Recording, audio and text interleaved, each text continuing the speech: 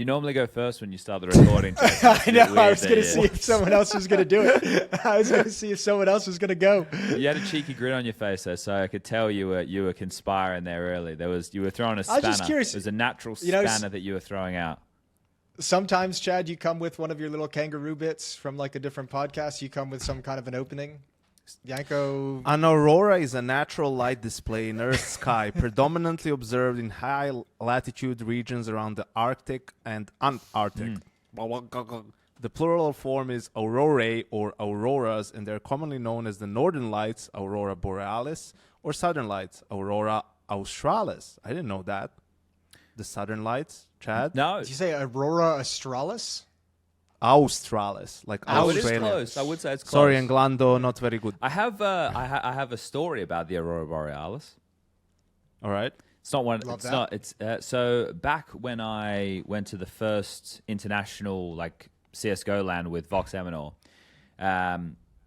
it was going to Europe and stuff was still a pretty new experience for me back then. You know, it's not something I'd done an awful lot, and when we went to an event in China, we went to MSI Beta, and then from there we went to Sweden, and we went to Jönköping, right? And I've told the story about the farmhouse and everything that like in Jönköping, but I actually stayed around in Europe for like a couple weeks after that.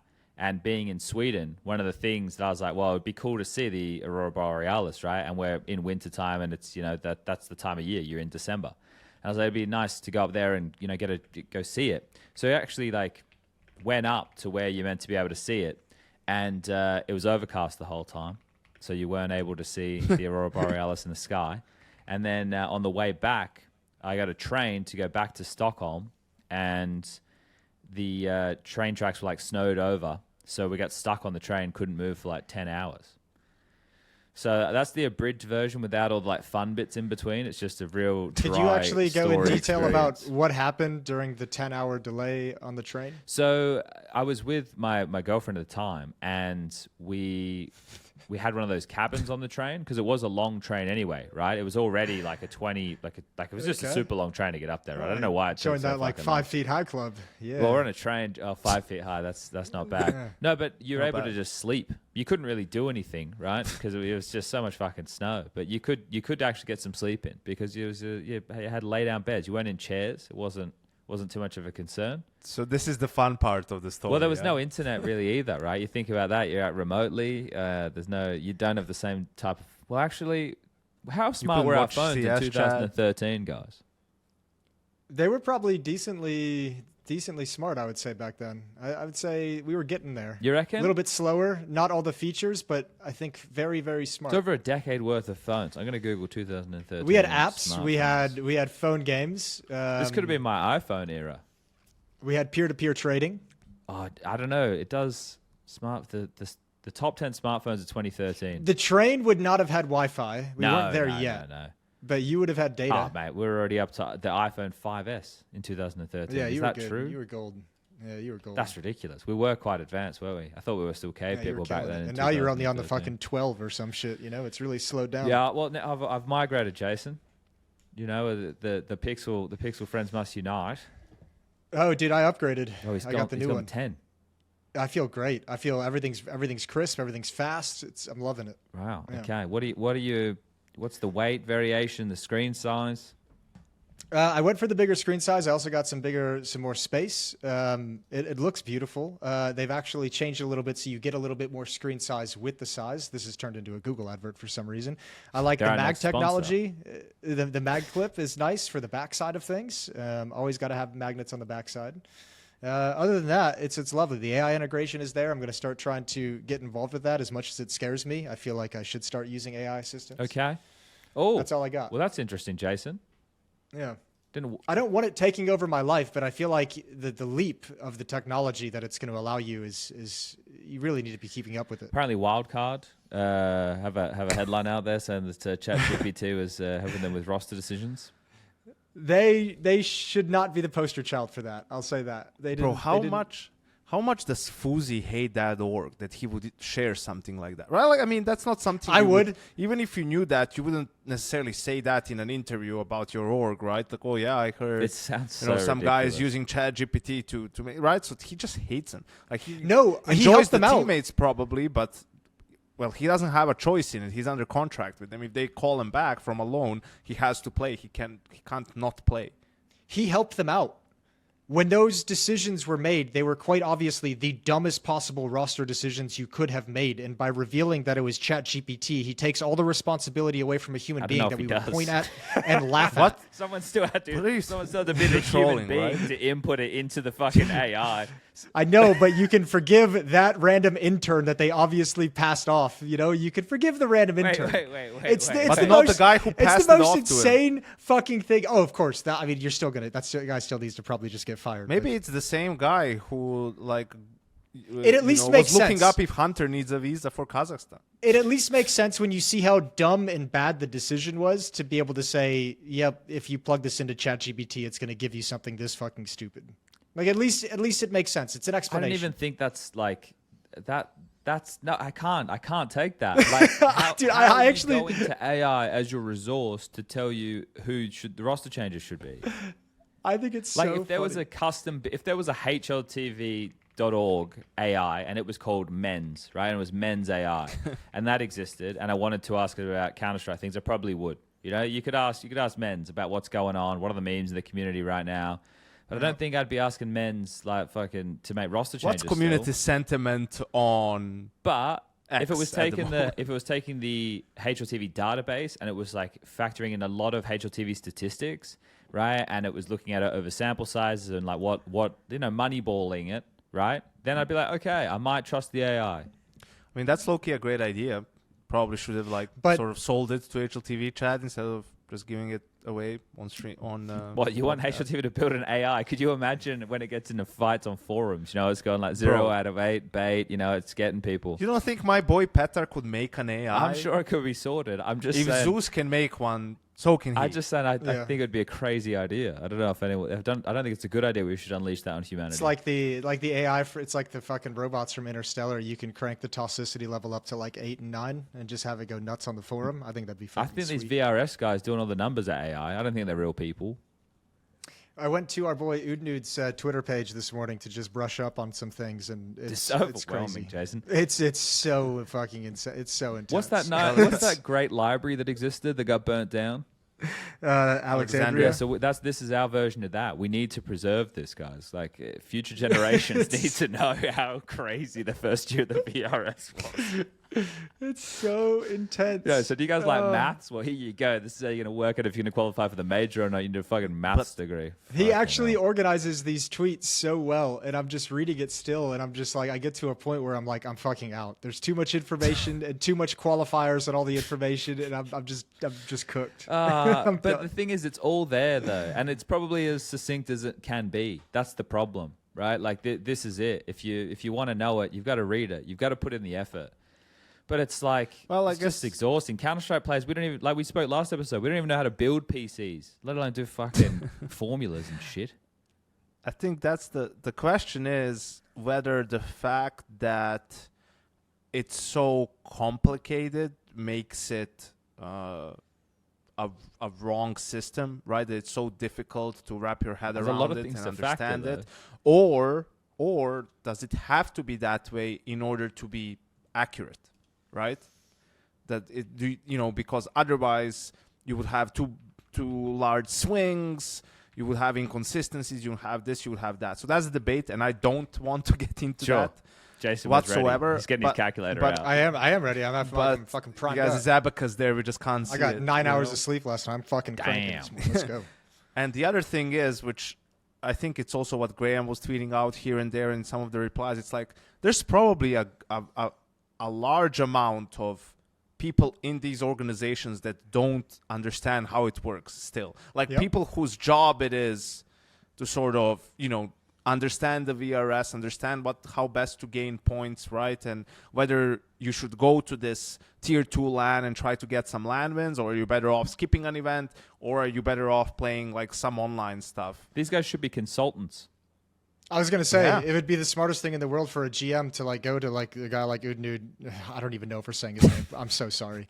Or anyone else who's doing this on social media and just say, we'll pay you some money to like send us like a bi-weekly fucking VRS report of what, you know, like, I don't know, whatever it might be. Or like But for our they team, should be. give me an analysis for our team. What should Of our which events for we should this season? prioritize. For Yeah. this season, what should our steps be? You know, what should we focus on? And that would definitely be worth it for some of these organizations. Well, I know right? a lot of them Because probably you- have questions at this point, right? If they're at the tail end of qualification now, right? They're trying to min-max what's available to them. So it does create an interesting dynamic. Here's a question, without diving into the complexity of the actual system and talking about the impact of said complexity. Sure.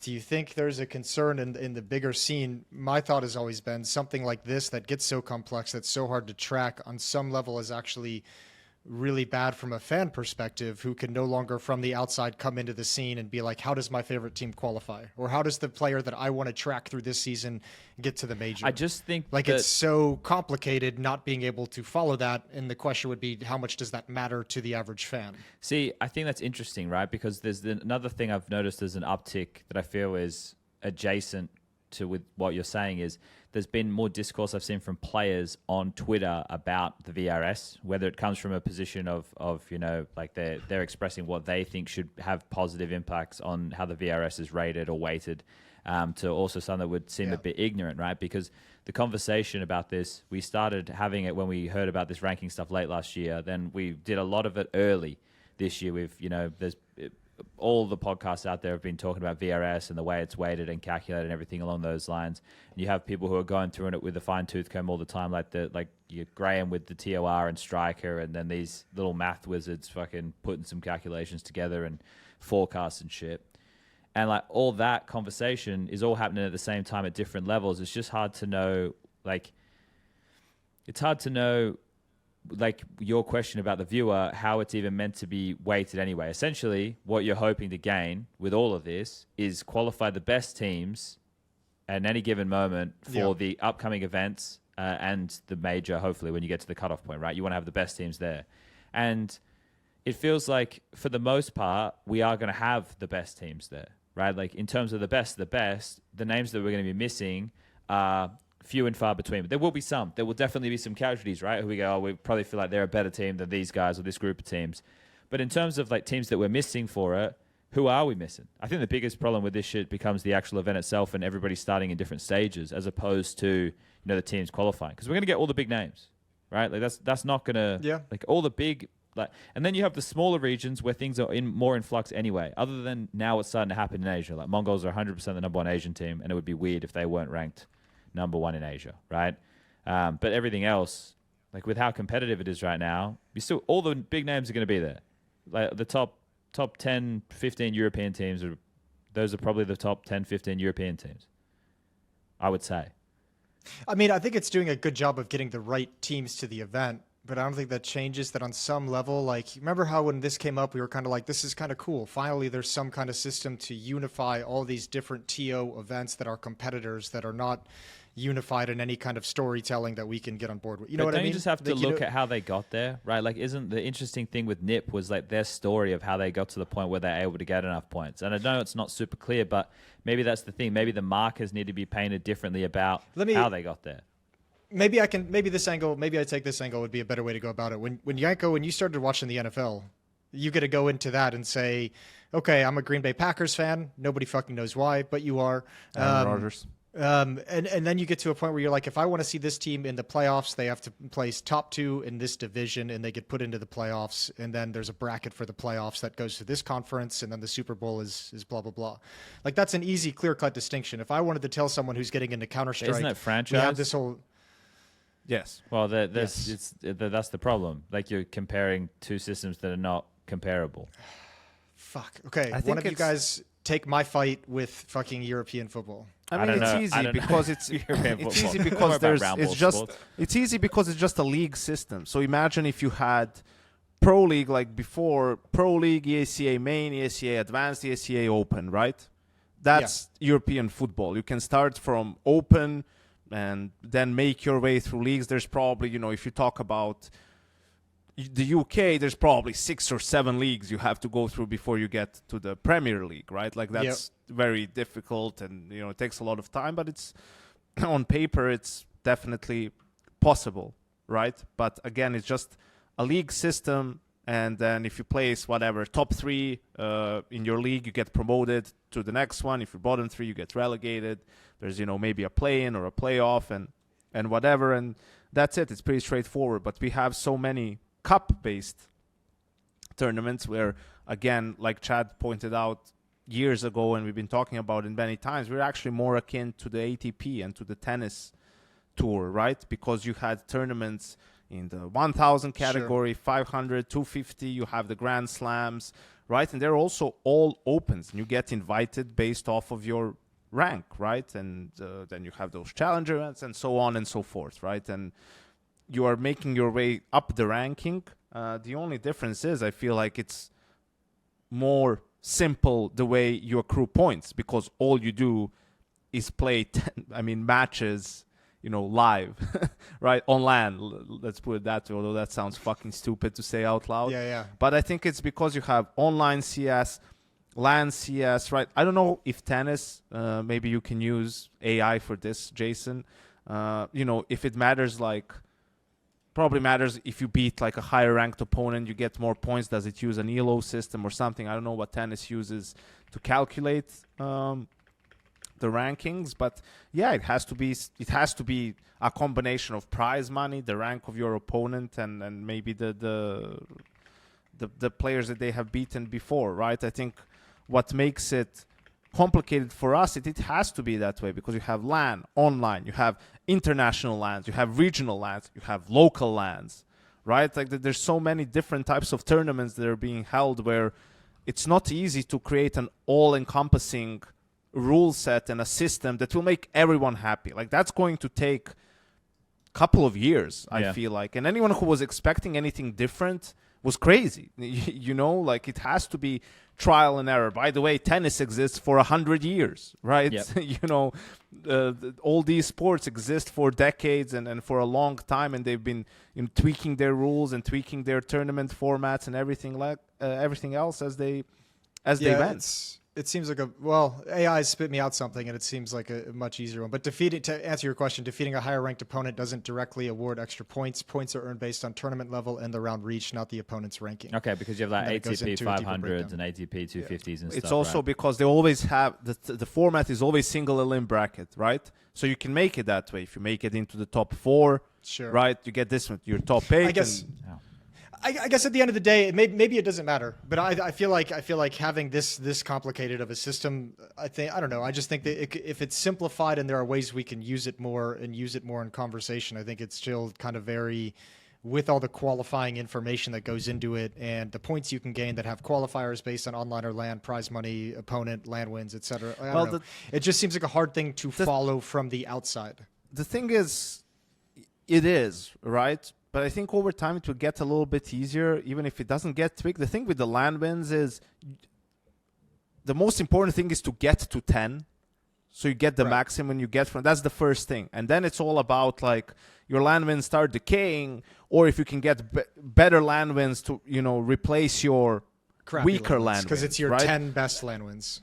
Exactly, right? So that's what it comes down to. So for some of these tier 2 teams that are playing these LANs, it's going to have the most impact for teams that don't have 10 LAN wins, right? If they can get just any sort of a win on LAN, it's going to boost their ranking. But if, let's say, NIP is there and they already have 10 LAN wins, what are they playing it's for? Yeah, it's not going to do as much for them. They might be better off playing, the online tournament that has 500K, because when you combine the prize money gained, even though it's 0.5 compared to LAN, and they might beat a better team, so then it's bounty collected and opponent network that gets counted into their VRS, that's where you'll be better off. And that's what every team needs to know. That's what, when we were talking about, they don't understand, maybe the managers, what they need to do is they probably don't have the best grasp, because they see some of these teams go up in the ranking. Let's say we had yesterday the M80 versus Sonic,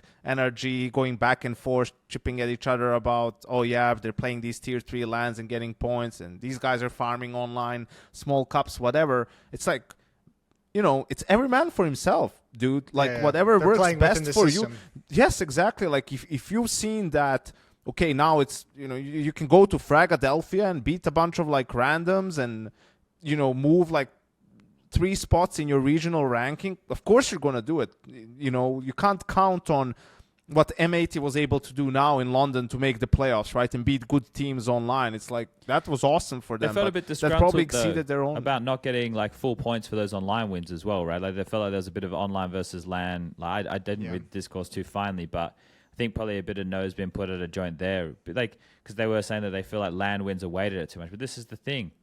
This is where, so like we're kind of bleeding into different territory now. But this is the one. Go on with the M80 side of things. Well, all I was going to lead to is something else that we talk about all the time too. Is choice, right? Because it's like there's also the point with these teams. They're the ones who are going to be making the choice one way or another in what they choose to attend, right? Whether it's from a strategic standpoint or not, it's from the upper echelon side, right? Theirs becomes more financially strategic when you talk about the best teams. Because the teams we're talking about, like in this bucket, are the ones who are going to be qualifying as the dregs of teams, are the ones fighting for like a couple of spots in the smaller regions. The same thing's happening with like Asia right now. China and Mongolia are trying to run a bunch of lands as well. So like some of those teams can pick up some wins and help build a few more points. And it's not possible for all places within that region. So, that's causing a bit of a discourse coming out of the Oceanic region at the moment because they're unable to attend those events. They're exclusive for Mongolian teams or for Chinese teams because they're being made as regional lands. Like the land thing is happening again. Is it 100K? The one in Russia with like Bet Boom's going to be there, Parivision, and some of these other teams. I didn't even notice that one. All right. But yeah, let me see. That's kind of the similar sentiment, right? But it's like different strokes for different folks, right? Because the top end's going to be doing things differently to the bottom end, and the middle is going to be doing their thing too. It's like, but altogether, it's all about choice, right? Because we've also got this stuff going on with Chengdu and Bucharest at the moment, with teams, being told that they will get a 1 tournament suspension. If they accept the invitation to Chengdu and then they pull out, right? And then there was a bit of back and forth because of the Bucharest dates, which since recording this, we just saw a statement come out from PGL where they're reducing their tournament length. So they're going to finish the event a day earlier, which I guess is to help attract the big names who are signed up for Chengdu to also go to Bucharest. It's probably the short-term solution to helping teams that would pull out of their event to go to Chengdu stick around, right? Yeah. And I think like PGL want the best teams to be at their events, but this is the thing Graham was pointing out as well. And this comes back to the choice thing. Teams, when they're looking at the schedule, must have been able to realize that if you can't teleport from Romania to China. The time zone, like China is ahead. Like you must be fucking laughing. And I don't. But I mean, I feel like this is late in the day for that realization to hit. Yes, but this is the problem I have, Jason. Like it gets painted like the TOs are both doing what is best for their events, right? And the thing is, what comes out on the other end is these teams are making choices of what events they want to go to. And I see so much discourse, and this isn't everybody. Some people like watching the same teams every week. That's fine, right? Like I you sit on whatever side of the fence you want. I don't give a single fuck. But I see some people complaining about it, like, oh, these events are all the same teams all the time. Well, right, there's a bunch of reasons that I think teams should decide to make choices on why they want to go to certain events. Right? I think that it's like, is it a prestigious event, right? Like the major's the one everybody wants to go to. That's the no-brainer. That's what we're in the race for. Yep. Then you've got the marquee Katowice, which is going to be Krakow, and then you've got Cologne, right? So those are the next 2 marquees. And then after that, arena events that have a good turnout. So if there's an event in Australia for like Melbourne or Sydney, that's a pretty sick turnout. Like you've got Astana, which had a really good turnout. I'm pretty sure there's Serbia event that's going to be going on right now. So you want to go to events that feel lively and have a good crowd, and those would be, in my opinion, the next type of event you'd want to attend. Bro, I didn't even know that the FISSURE event, the playoffs, are going to be in the big-ass arena where PGL was supposed to be. Yeah, which is like... a month down the line. I thought it was going to be the same venue they've used up until now for Dota and for I'm CS, surprised it's but- not the same one we just had at the last event. to be Yeah, honest exactly. with you. That's what I thought, but no, they're going for the big ass one. But I think Okay. also It's going to be a good event. something. Yeah, Yeah, I mean, but it has great teams. The question is, are they going to be able to fill up the arena? But we're already seeing always. this, right? Like from the last FISSURE, the team saw what it does to, Tai Lu and Astralis, Astralis. Granted, Tai Lu won like that was unexpected. But still, just Astralis. Look how many we're talking about it. For years, they can't make the major. And basically off of this one tournament, they've done it, right? Yeah. Because of the wins and because of the prize money and everything. And sure, Astana helped and their run there. But in reality, they did it, I think it's fair to say, pretty easy, right? That they've secured their spot. Now it's about, getting into a later stage and all of that stuff. But I think for Astralis, where they've been, they won't care about any of that. And I think teams see that and are like, well, that's a big opportunity to pass up on. Of course. If you're a middle of the pack team, you have to be attending this on invite. You can't be turning this down. Also, it's right after, Blast, which had online play up until the playoffs, which is, for teams, maybe they'll say, listen, let's just skip this event altogether, right? Make sure we prep, we go attend the FISSURE one, and then if we do well, there's going to be more beneficial for us, for sure. more impactful. Yeah. It's Swiss best of 3, so you're guaranteed, 3 LAN games at the very least. And if you end up going to, I don't know, the semifinal, that means you have 4 LAN wins under your belt as well, which for some of these teams, as we talked about, might be pretty It'd be huge. important. And they'll be against right? decent The prize names as money well. Bounty collected would be good. the prize money is significant, and also on the other side of things, they don't necessarily care about all too much than to put the games to be played. Yeah, just put the game on. There's no. There's the nothing teams. else. There's not really obligations for the teams outside of showing up in time to Yeah, play your there's no game, media, which no is a big content. difference compared to your average Blast and ESL tournament. Definitely, PGL is also pretty light on that, but. And for the teams, there's a lot to like there. I mean, people have been saying it's good hospitality and whatnot and so on. So, I think you look at the teams, there's a lot of great teams there, man. Yeah, again, all those things you painted, Yanko, factor into what I was just saying with the choice thing, right? Because, I don't know, tell me if you guys disagree with this. I'm sure we've done this on the show before, but Majors is number 1, and then you have the next marquee events, which I mentioned before, like Katowice, Cologne. I think Copenhagen could have fallen in there at some point for... Yeah, Copenhagen would have by the end, but it's not going on. But also, maybe not, because the crowd did diminish over years. Either way, regardless. Sure. Then you have these events that are decent and showing good promise. You want to see a couple more years out of them, like Astana, for example. That's your next kind of rung of events.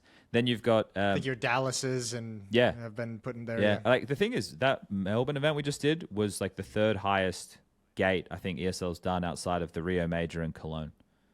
Yeah. Had a sick turnout. So, and then under that, you'd have smaller events, more studio style events with a crowd, right? Like a couple of hundred, maybe 1,000 people or whatever, like that kind of smaller scale. Then you'd have events that are full studio.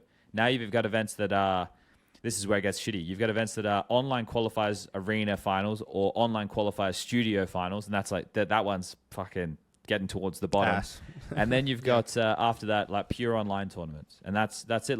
The thing is this is for the top teams. It's probably good if you're a top team and you play these blast events, because it doesn't matter to you anyway, bro, that you're playing online games. Who cares? You already have enough points to qualify for the major. But once you start getting into that slipping point between teams 7, 8, 9, 10, 11, 12, 13, 14, that's where it gets a little bit more grimy. And then you have teams who are going to these blast online qualifiers who really need the wins, like M80. And when you get them, that's massive for you. You're like the shark, you're out there looking for it, which is that's a good element of it. But again, it's online Counter-Strike, and one of the things that doesn't get paraded around as much these days as it used to be is how much we used to dismiss online CS. We don't do it as much anymore, and it's kind of weird. We should. Yeah, but it's kind of weird. We'll be doing it on this podcast, I'll tell you that. We'll be fucking dismissing every little bit of online CS, and there's two things I want to throw. And the third place decider. This online Counter-Strike stuff just upsets me to no end, boys, because we got fucking in the last week, we've got more stuff popping off regarding this Senza team. right? With it's like this Russian team who are accused like radar. Oh yeah, the right? one caught cheating. Like Well- he actually got like a picture of his phone. Well, that's sitting the out in thing. front I of have him. no idea how that could possibly be The real. veracity of How that? would you get that Yeah. photo unless you took that photo and sent it to someone? Then what the fuck are you And doing? if also if you're the one doing the cheating, why are you setting up that picture? It's all baffling, right? But either way, this team has been under allegations for a while, like especially this like Drow Ranger kid and stuff. And I don't really want to sit here and use this platform for people to go after people. Make your own minds up. Go look at the clips and stuff online. People are going to come at me from either side. They're going to say, you shouldn't be bringing spotlight to this, or the other side will be they're definitely cheating. They should be banned. But just go out there and take a look. I'm just bringing this to your attention. With the ambiguity of stuff like that, and there's been accusations of cheats for the longest time, mate. If people actually go and play matchmaking Premier, like it's dog shit, mate. Like it's cheaters every single fucking game. It's it's mentally not worth it. Like, and now you go in there and you feel that you're gonna have a cheater every game. You can't even go in there thinking it's gonna be a fun experience. There's always some fucking cunt cheating. And then on the other side, we got the match fixing scandals that are floating around. And then there's this new one going on with somebody from Tai Lu. And that's another thing. It's like Kassad put out a screenshot that apparently is from a pro player. Or of somebody talking to him on Twitter and stuff, and this is all the ambiguity of the online shit. Like I'm not saying it's happening in Blast or whatever, but it's like it's got to be happening, right? Like, and it's just that it's just. I mean, at a certain point with the initial scandal of cheating in like the early CS:GO days, where like there was all the accusations of people finding ways to bring cheats into hardware and hardware cheats and all of that, like. The LAN is supposed to take all that away and then to go back to online where we've kind of come and accepted the realization that people are going to do whatever they can in Counter-Strike. Like no one's playing for pride anymore. Everyone's playing to get the opportunities and to win the prizes and get the money and get the next level and get to the next qualification. And we're just stepping back into a world where it makes all of that way easier, which is scary. I think willingly we're going back. You just need more intrusive anti-cheat. Yeah, just but need it. that's You the just thing. need- Valve are not going to do a kernel anti-cheat, bro. Valve aren't, but someone can develop one that can be used by third-party TOs, right? Yeah, but that's And sure, players will bitch and whine about performance, or it's like, there's definitely a solution out there. I'm not saying 100% because it's always like a catch-up game for the anti-cheat, and the cheaters. It's like cat and mouse and whatnot. But I think definitely there's more to be done I think, let's say that the anti-cheat dudes and the clients are playing with one hand tied behind their back, sort of, with the limitations that they have. Sure. Right? So that's why it's going to be tough. Yeah. I don't know. It's just such a shame, right? Like, it would be nice if we could live in a world where everyone could play from their homes and not use third-party software or use hardware like cheats or use a fucking laptop that's getting some information next to you or some shit. It'd be great if we could live in a world where everybody was trustworthy. But this is the thing. Like, the three of us... I mean, the fucking coaching scandal bug fucking blew the roof off of all that shit, boys, didn't just it? go back to when we were playing, like, 1.6 and that type of stuff. People were cheating back then online. Like, it wasn't rampant. Not everybody was a spin botter. There was no point to spin bot back then. There was, like, people who would cheat and try to hide it. Like, there would be, like, Ventrilo.exe. And we're good at hiding it. Yeah, Ventrilo.exe, which was, like, what was it? It was a string bot or some shit, right? Like, there's... people have been cheating for years. I'm not saying it's okay. I think it's despicable. When someone's cheating, I think that it's one of the lowest forms of fucking human decisions. It's a video game. It's going to be a fun thing. You go in there cheating, you fucking dog. I mean, if you're going to go all the way back then, though, like the difference is the cheating back then was more personally accountable because the scene was so much smaller, especially at the professional level, I should say, too. Like if you were one of the guys who like rose through the ranks, there were a couple of guys who were like wall hackers rising the ranks and then would like kind of turn it off or would flick it on and off, or smoke sprites was a big one back in the day. But like if you were ever caught doing that shit, it was so much more personally accountable because all 70 people in the community knew exactly Should we go back who to you having a fucking were. tiny community again? We get, you don't want the game to be mainstream anymore. We want to make sure we don't have millions of players all the time. Why are you mega louder all of a sudden? What did you do? I don't know. I noticed that as well. Did you press something by I accident? don't think Chad? so. It's all right. I'll fix it. I'll make a note of the time and I'll fix it in post. Maybe I hit something on my mic. How much louder am I? You're fine now. Okay. I'll put it further away. You're fine now. It's just your mic did like fucking raise 3 levels. Yeah, for 10 seconds. We're getting excited about the cheaters, boys. That's what's happening, Yeah. It's hard out here. But I mean, realistically, what more is there that we can do now for this online stuff? I mean, is there fucking anything? Make sure that our top tier event organizers aren't running online qualifiers when it should be a LAN portion of the event. Like keep the sanctimony a LAN, Jason. Show that there's still a pure playground out there. In terms of the people suffering, take that into a fucking pinch meeting with the accountants and see how that goes. Yeah, I get it, but like then scale back on other shit, man. Like I'm with you. I agree with you 100%, but that's not their perspective. I know. I know what their perspective is. That's why we're here. Like I just think, like scale back in other areas, man. Like there's places you can make it. That's why we were just praising FISSURE. They don't do any of the extra jazz. You know, they're not putting any mustard on their hot dog. They're eating that shit just with ketchup, Jason. No onions on that ketchup, bitch. bro. It's just a hot dog. There's nothing fucking wrong with that. Yeah, mayo is the best condiment. It's still a great hot dog. And I mean, just to end on this whole like with Chengdu and what we were talking about, I mean, we had it in.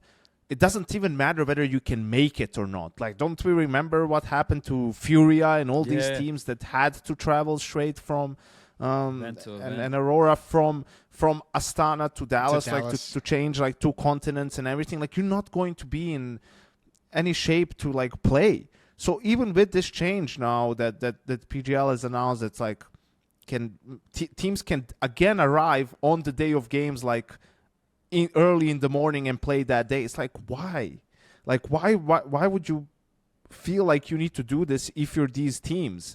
Especially considering that from the end of Chengdu, there's 2 weeks until the major starts. Like, I'm honestly kind of surprised how many teams are going to Chengdu, and not the tier 1 teams, like the top 5 teams, because something that's neglected in this whole conversation, yes, it's a longer trip to China. Yes, the major is in Europe and you have to change time zones.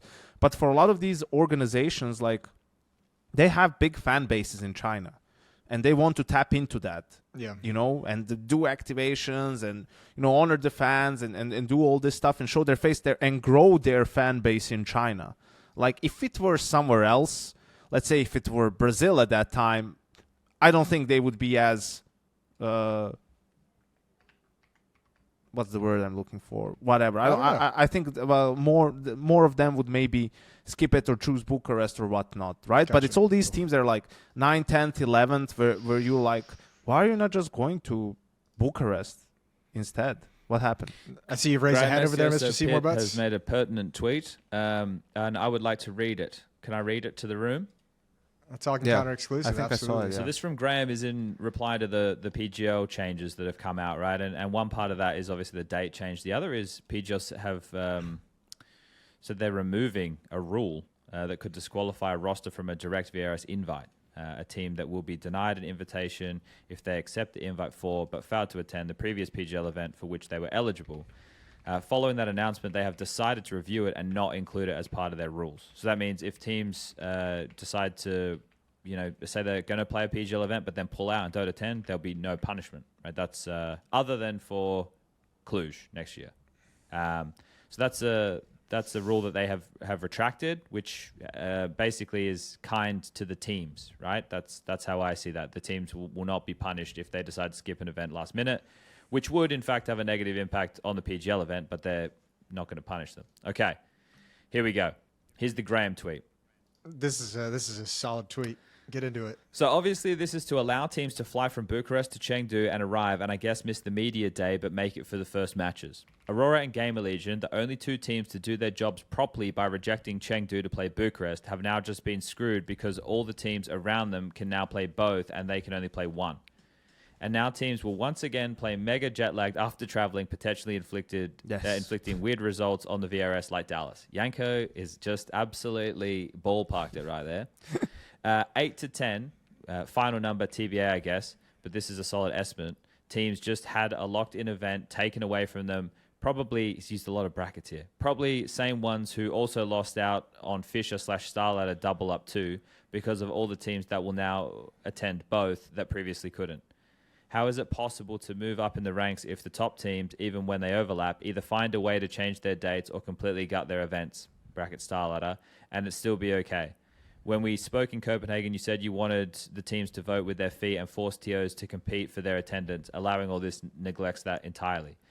So there's a lot to unpack there from Graham, but I think that this is the important thing, right? If TOs continue to move their goalposts because the pressure comes on from the teams of, hey, we're not going to attend your event unless you are able to make this happen, then it means that they get to just be quite gluttonous with all of the events, which I also don't understand like that either. Like there's a lot of reasons that it doesn't make a whole lot of sense to want to go to every event. The whole, we would hear complaints from players up pre-pandemic about like the load of travel being crazy. Like that used to be a constant discourse, right?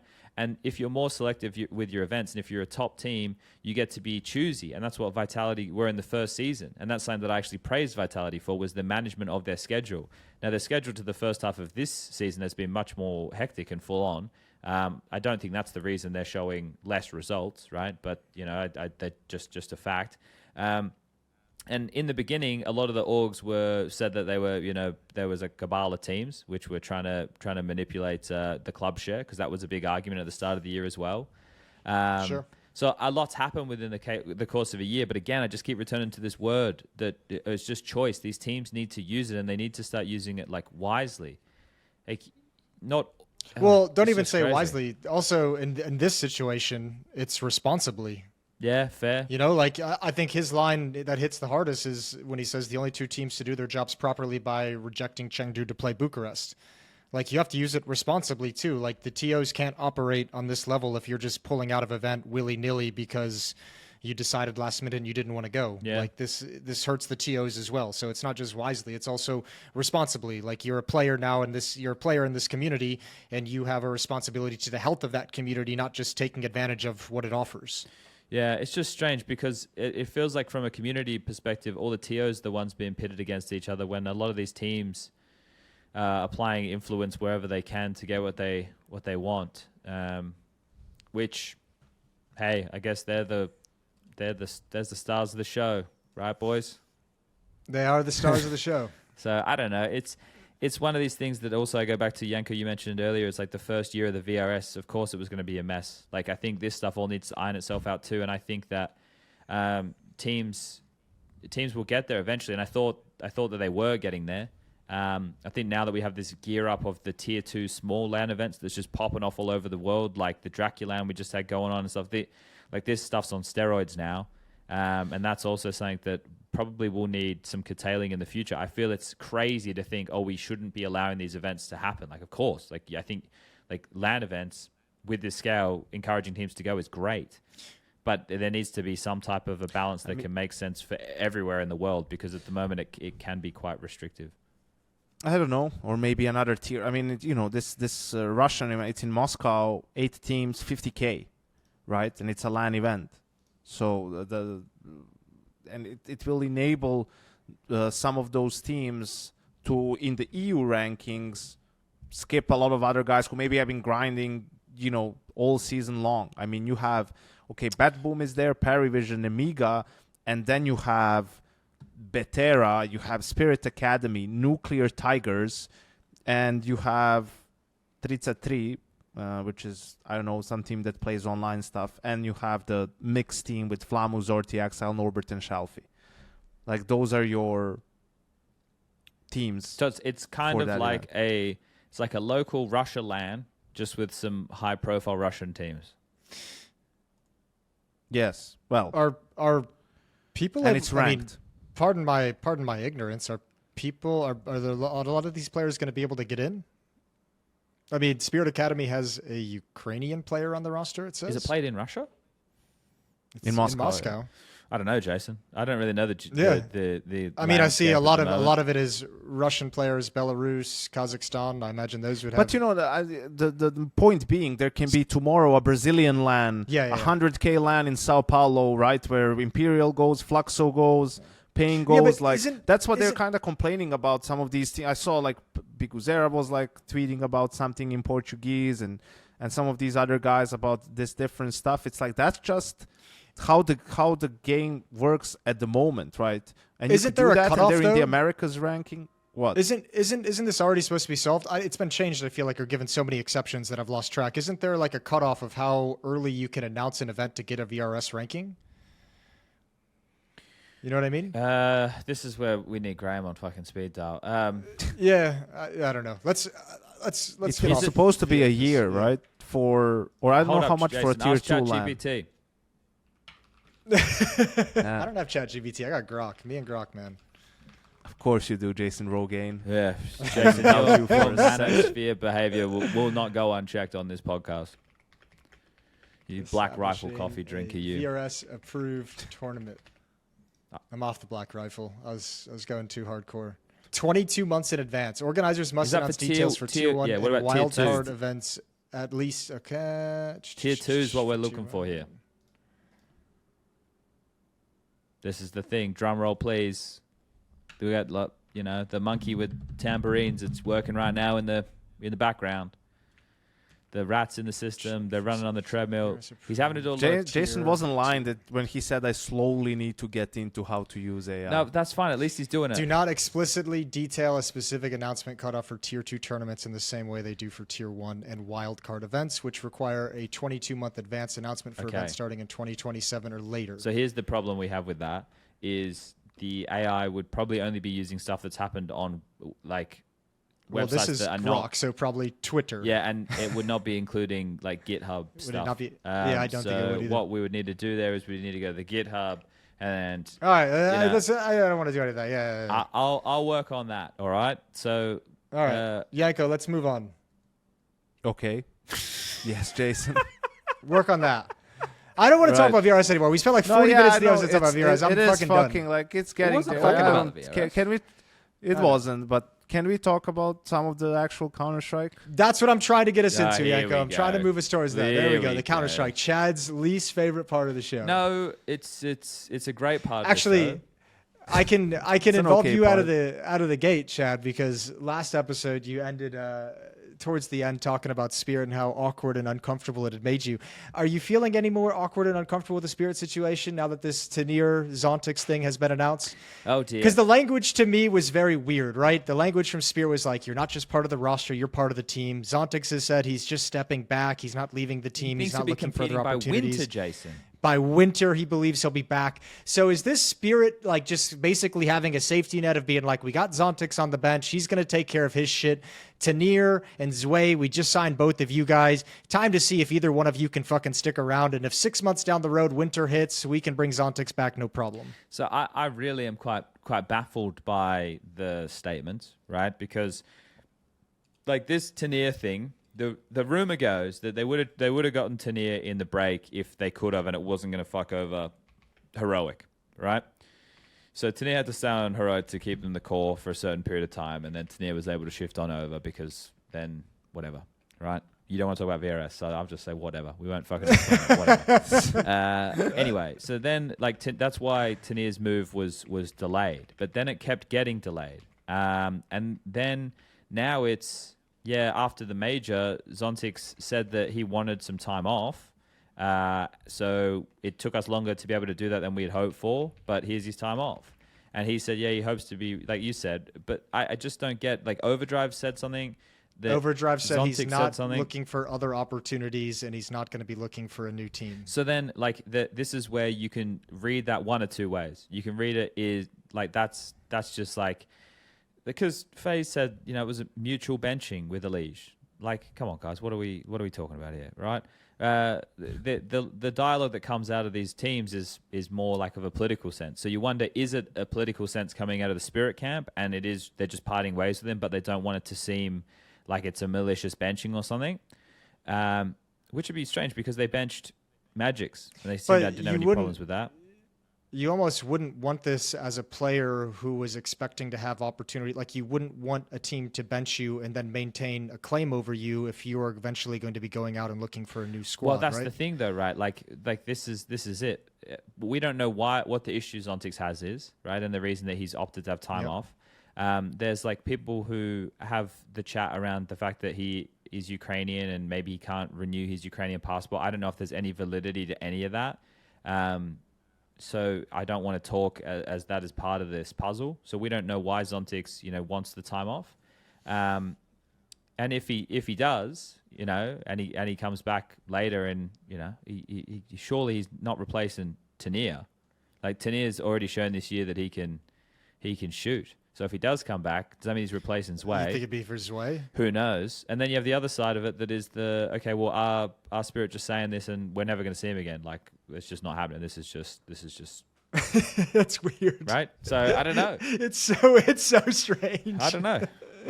But part of me thinks if you take the Spirit perspective, like Spirit just got out like fucking bandits in this one. Like they just fucking win. Like if you get to just keep zontix on the bench and say we have the ability to bring him back after the next major or 3-4 months time if things aren't working out the way we want it to, like we can kind of just go back to what just won us 2 trophies. Like that's pretty sick. Yeah, but as a player who's not going to be in form, he's not going to be playing. Right, I'm not saying he's going to drop completely out of form in 6 months, but it definitely doesn't help your case, does it? I don't know. No. Knowing Team Spirit, they'll probably suck for a couple of months and then win the major. Like It's possible. it's just how it goes. They won Cologne with an imminent change. With Zontix, they actually won that and Bounty. So Yeah. what is anything anymore? Yeah. Even I think now that we'll see. I think we talked about this a bunch, like about the Spirit change. But now we get to like see it. The next time we will see it will be EPL, right? And then it's basically a sprint to the major there. But I like, yeah. Do you guys think they're going to be better? Oh, fuck, you want to get in the X and O's about Spirit? Well, I guess. Well, we don't have to go deep into the X's and O's. You could just say yes or no. Basically, I don't know. It's like a weird thing where I'm almost like it's an odd time for the change to have happened, which I think we talked about last episode after the 2 trophies they've just won.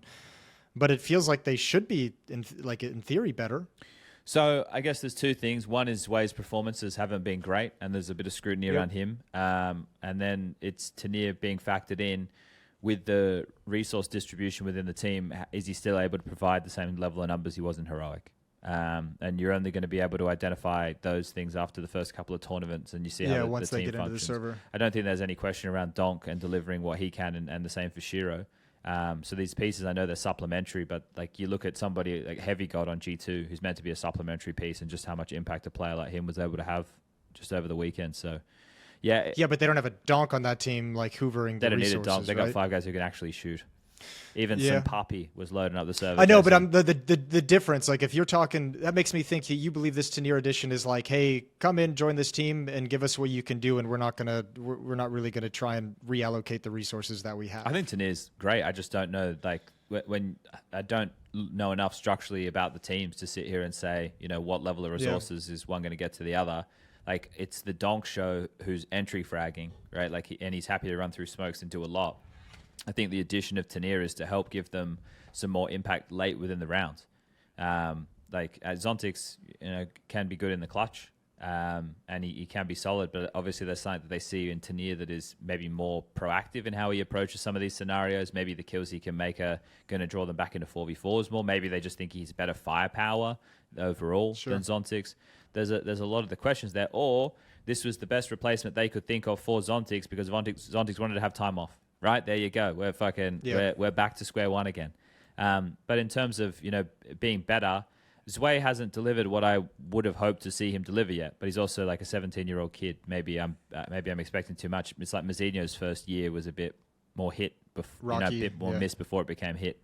So I think the potential for fragging output from Zwei and Tanir when I've seen them at their best is very good. Tantalizing. Yeah. Could be very exciting. But Was I doing G2 glazing last week on the episode? I think we've all glazed G2 a little bit recently. Give them a slight glaze. Probably. Yeah, it was a light. Felt like a deserved glaze after the trophy win. I mean, no, we didn't talk about them after they won the event. No. But I just thought they had good ideas. I thought they just looked like a good team.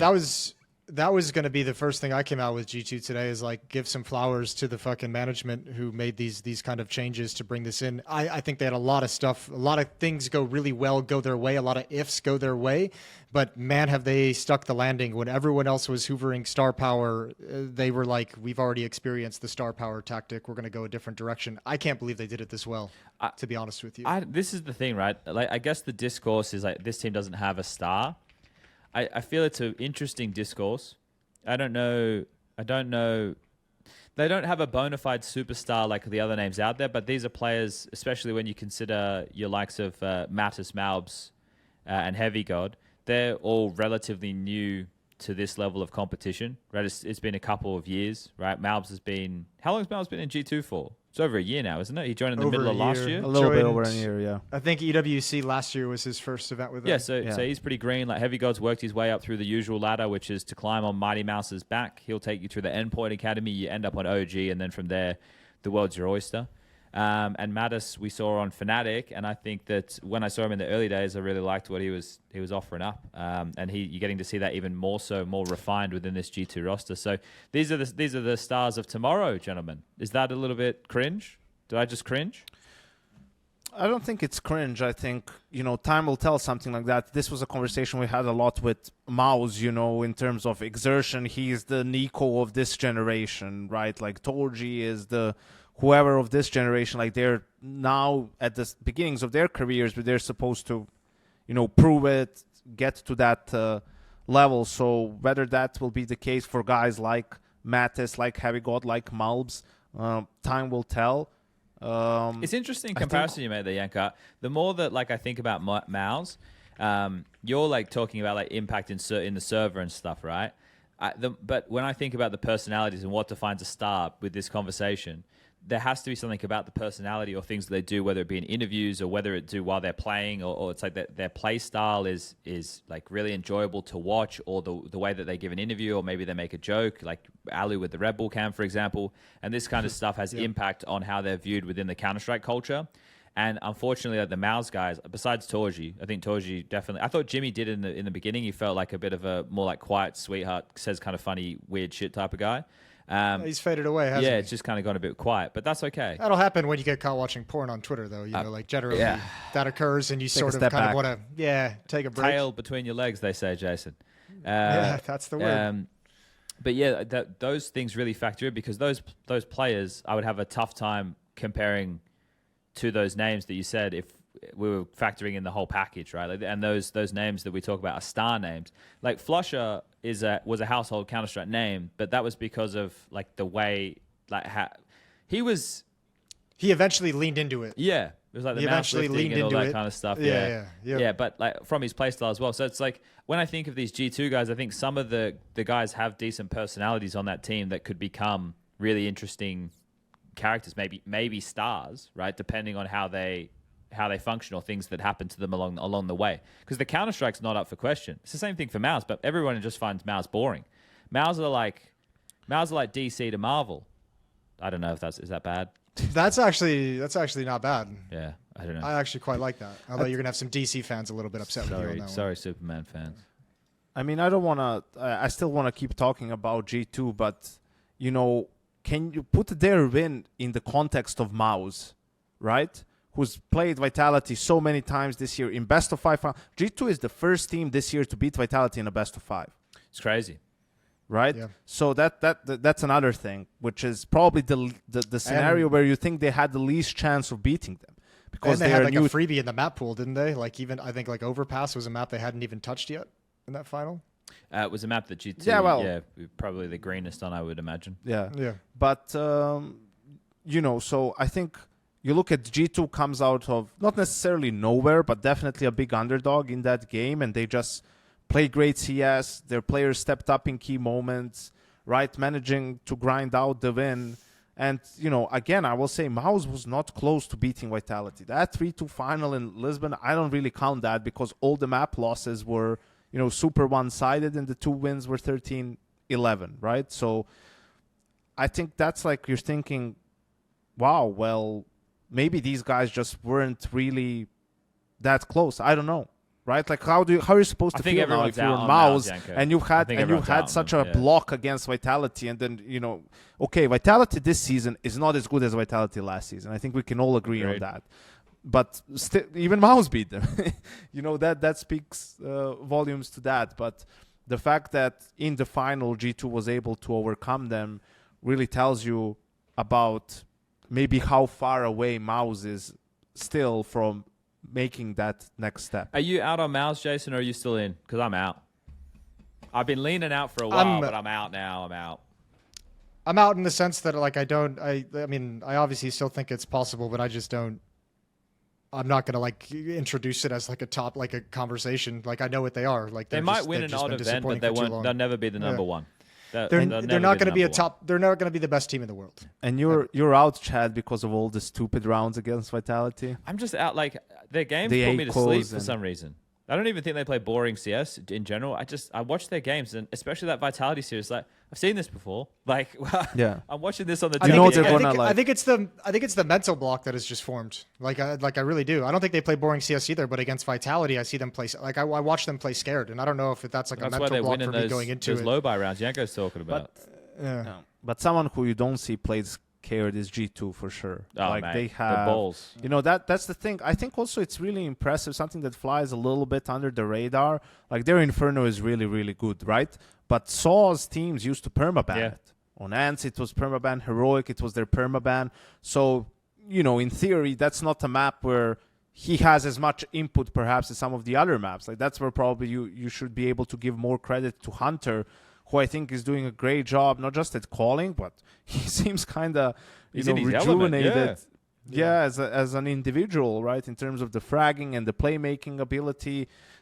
He's talked in the post game interview after the final, like how much work he's been putting in, and it's definitely showing. I think the thing is, if you're the in-game leader, right? Obviously, I imagine there's a lot of input from Saw as well. But if you're the one who's calling the rounds and you've set up that structure together, and like for him. He probably has a very good picture of all the time where he is or needs to be within a round, right? And that's one of the things that like Hunter, we never spoke about Hunter as having poor mechanics or anything along those lines. I don't even remember that being a conversation in his career at any point. When you have somebody who has like strong mechanics like Hunter, and now he's got the macro in his head, and he knows he was always very good at positioning, right? Like it was very good on the lurk, catching timings. Well, I think you're getting to see that with all the it'd be interesting to see how long this carries on. I didn't expect G2 to win this event by any stretch, but I did expect them to be, a very exciting team because of the ideas that I've seen, the way that they've been approaching rounds. And then on top of that, you sprinkle in all of them being able to get multi-kills out of anywhere. Even Sampaias had a great series, right? That was against FURIA, who they played twice back in Cologne, and that was they won one, lost one. And I think FURIA are one of the exciting teams in Counter-Strike at the moment, and they fucking paddled them. And they absolutely paddled FURIA. Yeah. So it's a big win. Yeah. I think that's also, flies a little bit under the radar because they took down Vitality in the final, but beating FURIA 13-5, 13-5, beating Spirit in the final online game. The FaZe, who seems like to be back on the way up, beating them 2-0 as well, who a team that has a lot more experience on stage and in arena than some of the guys like you mentioned, Chad, on G2. All of that is just great signs for them, but we will see eventually. I mean, doing it by committee, honestly, I don't think that works in today's CS, because that's like sort of Astralis way of winning, right? Outside of that, we've had, the simple era and maybe a little bit of FaZe to some extent, I guess, when they were the best team, where, guys would step up. We were joking about how it's a four-headed monster there that, Brokey, Rops, Twists, Rain, any of them can pop off.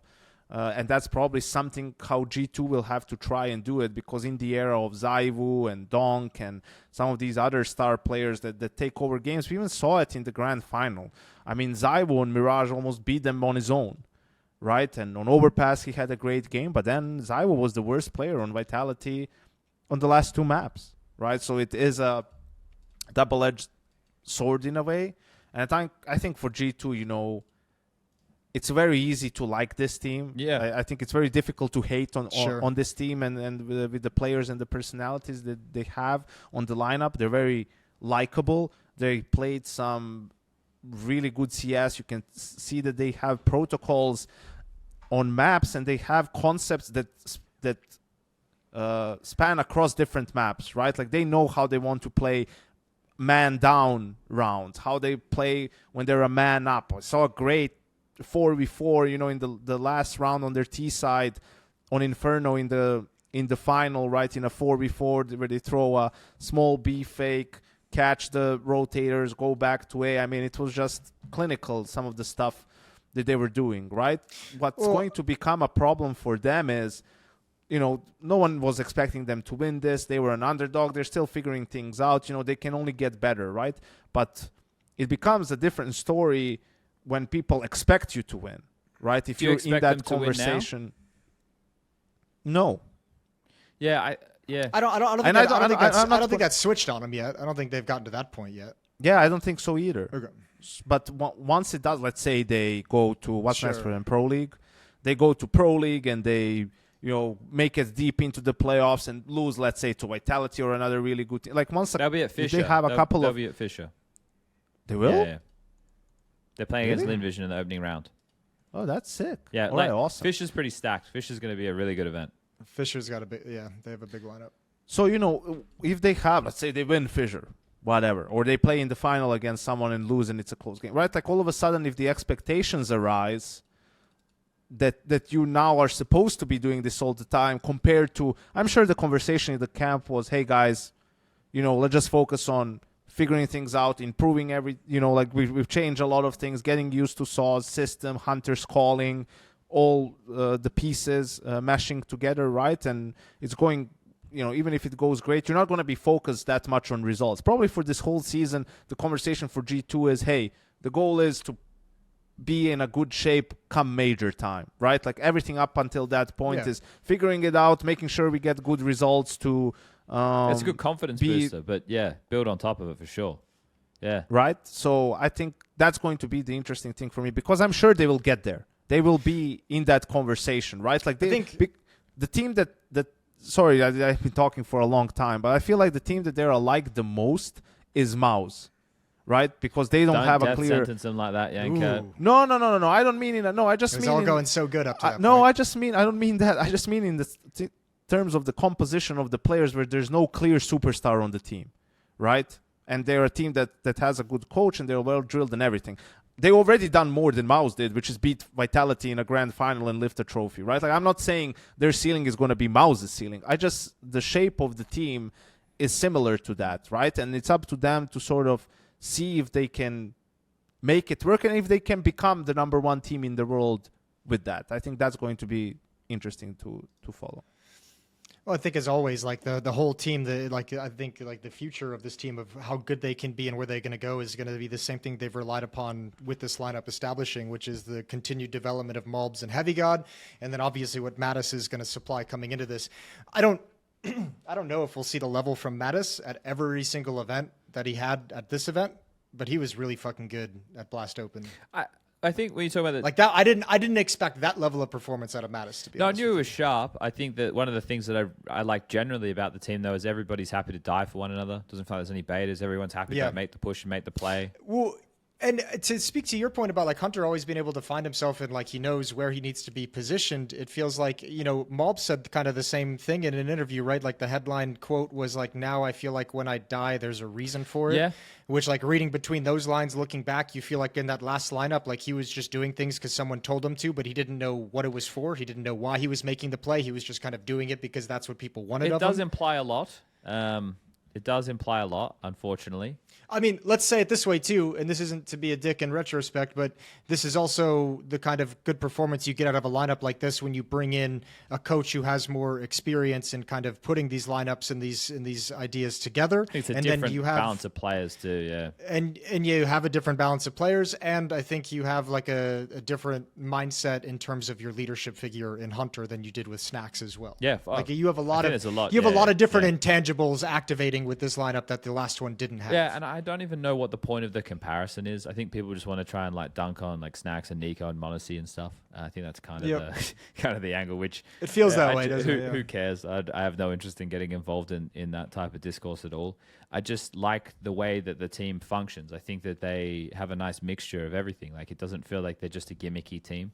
And yeah, their players have a lot of individual output on display. So the fact that Heavy God's won that MVP, now we've had a couple of like strange MVPs. Bro, right? I know. We got Techno MVP, we got a Heavy God MVP, right? Like out of nowhere. And both of them just gone nuclear at these events. Like it's kind of crazy. I think the comparisons with Nico and Monacy in that version of G2 is also very telling that you need a full team to win. When Nico and Monacy had a proper team in G2, they won 2 out of the 3 biggest events in the year. because we only had one major in 2023 and they won Kato and Cologne, right? Sure. And after that, it was Nexa, it was this, it was that, it was different iterations of the team where, you know, there was always something missing a little bit. If that G2 still existed with Justin and Hooksy, and we had modern day Hooksy who's been hitting the gym in the deathmatch, G2 could be the best Might team have in been the world. unstoppable. And if Swanee maybe stuck around or they got someone, but whatever. I think it's also a testament. Definitely, I think it's awesome for Saul. Like, I think he's definitely been well rated. He's been highly rated, and he's definitely not for underrated. good reason for a long time. Yeah. I think he's been properly rated. This is his second tournament win of this magnitude, right? It was Dallas. That one time with 10. So I think it's awesome for him, right, to get that opportunity to fight for trophies again. Ents was there for a little while before the switch to CS2. Then Heroic didn't really have the pieces, to be honest, to be in that conversation. But now with G2, I think it's going to be exciting to see how far he can take them as well. And I love Heavy God just because he's like the anti-hero to all the fucking role souls out there who just want people to be in their one little role and excel in it. Heavy God's had to do everything. I think that's actually a huge benefit to a player's career, that he's bounced around to like 3 different roles at this point, and he's had to learn them for longer stints within teams, and now he gets to come out of it. And obviously not everything is going to be credit to that, but I think the breadth of knowledge you can have of how to play different situations with different philosophies is so fucking huge. I think also, I don't know if you've hung out with him at all, but he's just a great guy. He's giving me like Rain vibes, you know, like he's just such a great guy to be around, great teammate, won't second guess anything, will do whatever, you know, is asked of him, and will try to do it to the best of his ability, right? It's every team can use a guy like that 100%. It's underrated though, like how important it is to have 5 teammates who are all willing to make the right sacrifices and have that right mentality, because it's not something that we often get to talk about from where we sit, right? Because you need to be in the inner dialogues of the team. You need to be talking to the players who are talking about another player behind their back and like how it's dysfunctional and everyone doesn't like that this guy does this or whatever, right? Like that comes with time. That's why when we talk about honeymoons, everyone's on their best behavior, which I would say technically is what G2 are in right now. Yes, absolutely. So you want to see this written out, but this is one of the teams that their win, I didn't anticipate it whatsoever, but I wouldn't say them, you know, being a very competitive team against the world elite was something unexpected. Like I think that, you know, we had seen some positive signs and the individual outfit of the players was there. This was obviously them just doing it to their max ability and how strong it can be. The indications were there in the build-up, but the trophy is coming early. Oh, for sure. Also, just to draw that parallel too, since I was just going to draw it with what you mentioned in terms of being in the honeymoon period, everyone's in their best behavior. This was a similar conversation that we had about Navi after they had won their major in Copenhagen, and the times after that is everyone kind of buying into a system Counter-Strike. Let's wait and see how time goes. And they eventually imploded, because you do get to that point where no matter how much everyone's buying in at the start, at some point when you start drifting away from success, someone's like, well, why aren't we doing it this way that got us here in the first place? And then that kicks off a whole string. So did they win more rounds than they lost, though, Jason? I think we just need that as the one identifying They did criteria. win more rounds than they lost. They did win more rounds than they lost. They don't fall into the Navi category. They, all right, you know, we'll give them a break. We'll leave them out of there for now. Like we don't, guys. Sure. You guys are trying to paint them with the viruses, right? Oh, Yanko's trying to compare them to I'm Mouse. trying to foreshadow. I'm trying to Navi. No. I'm doing some tasteful foreshadowing of what comes down the road. You know, that's something for the future. Just enjoy what's happening now, Jason. They look sick. All right, just enjoy. It's great to have another team in the mix, right? Yeah. In the conversation. Who play exciting Counter-Strike, not boring CS, bro. That final, even though the first couple of maps were blowouts, it was enjoyable. There's players getting multi-kills. That Mirage from Zywa was fucking huge. What was he, 30-6? He didn't die at all in the second half or whatever the fuck it was. Yeah, it's fucking mental. Like Zywa was just swinging his dick around the server, just fucking chopping down those trees on Mirage, man. It's like, it's over. It's over. And then it wasn't over. You know what they say about a man who can chop trees down with his dick, Chad? He's got a pretty sharp dick, I'd say, Jason. Yeah. I wonder where Jason was going with it. I wasn't going anywhere. That was very open-ended, and Chad took it. He for the saved you dub. there. I think for Vitality, I guess as the losing side of the grand final, like they're getting back there. I think this was probably. I think Apex tweeted. I wish I didn't have to translate all his French tweets, like Prof said, but it's fine. I appreciate the tweets anyway. But saying something along the lines of, this is probably the one final we should have won, but we lost. Melbourne was one we should have lost, but we won. Just sort of kind of how it breaks. And I remember noticing that, the missed Molly and everything. And he said that they even missed it the final round of regulation, the Molly for new box, right? Like on 12-11 when they were going B. So 2 rounds in a row, they missed the new box Molly. And I think on Inferno, that was definitely an example. And we see this happen every now and again. So it happens in the last round of regulation when there are 12 vitalities on series point. G2 is on a low buy, right? They're going for this, they mess up the Molly, they go beat. I don't know if that would have made the difference because G2 was already rotating to B. But that happens. Then first round of overtime, they're in a 4v4. And Malbs has an op on B. Malbs not known to be an opper, True. Right? He will hit those shots, but if he was mollied and had to move away, probably he would have been flashed as well, being out in the open, but whatever. I don't think he gets a double kill, and Vitality probably wins the round. I think Apex was low-key tilted from how those 2 rounds went, and then called pacey rounds where it was just, they're trying to go through a smoke or something, do something faster, and the G2 players were just in good position for, Mattis first time around, and I don't know, on B the second time around. There's the mental stress of the IGL. If I can't call tactics or my teammates can't hit the fucking smokes and mollies, then we're just going to rush through a fucking smoke. Yeah, and the worst thing is it was Ivo who missed it, at least in the first round of overtime. I don't know It's all right. if it I'm was loading him the as well. demo right now, Yanko. I'll get the answer. Yeah, ask He's Chat got it. GPT. But yeah, I think for Vitality, they definitely sort of needed to win the final. But again, we're stuck in the same conversation, losing a final. How bad is that? Yeah, exactly. I was going to say, can you explain why they needed to win it? I'm not saying I disagree. I just want to hear your perspective on it. Because they play G2, who is a new, who went through a lot of changes coming into the season, and they're playing them in a best of 5. So the map pool is on their side. The experience is on their side. Technically, the firepower should be on their side as well. But they just didn't. It felt like Inferno was where they had to win it, and they didn't. And then on Train, sort of, I don't know if it was running out of steam or how Inferno ended that sort of made it difficult for them to play Train. Whatever it is, doesn't matter. They ended up losing, and even more so considering that they were 5-0 up 6-1 on Inferno, CT side Inferno, and they also won and converted second pistol. So a lot of their rounds came early on, and the fact that in gun rounds they weren't able to do a better job is really, really disappointing. Yeah, I don't know. In terms of the had to win thing, I'm thinking about it. I think when you frame it with all the who the opponent was and stuff to show that they haven't fallen further than what people think. Yeah, they definitely had to win that, right? That's their ability to be look, maybe we've had a shaky start, but we're back winning tournaments. It just shows that there's still some work to do for them to get to the level that we expected them from the first season and that they expect from themselves. And maybe that's unrealistic because the conversation was that's the best season anyone's ever had. And maybe it's just not possible. This might be it. And we might just be in a competitive era right now.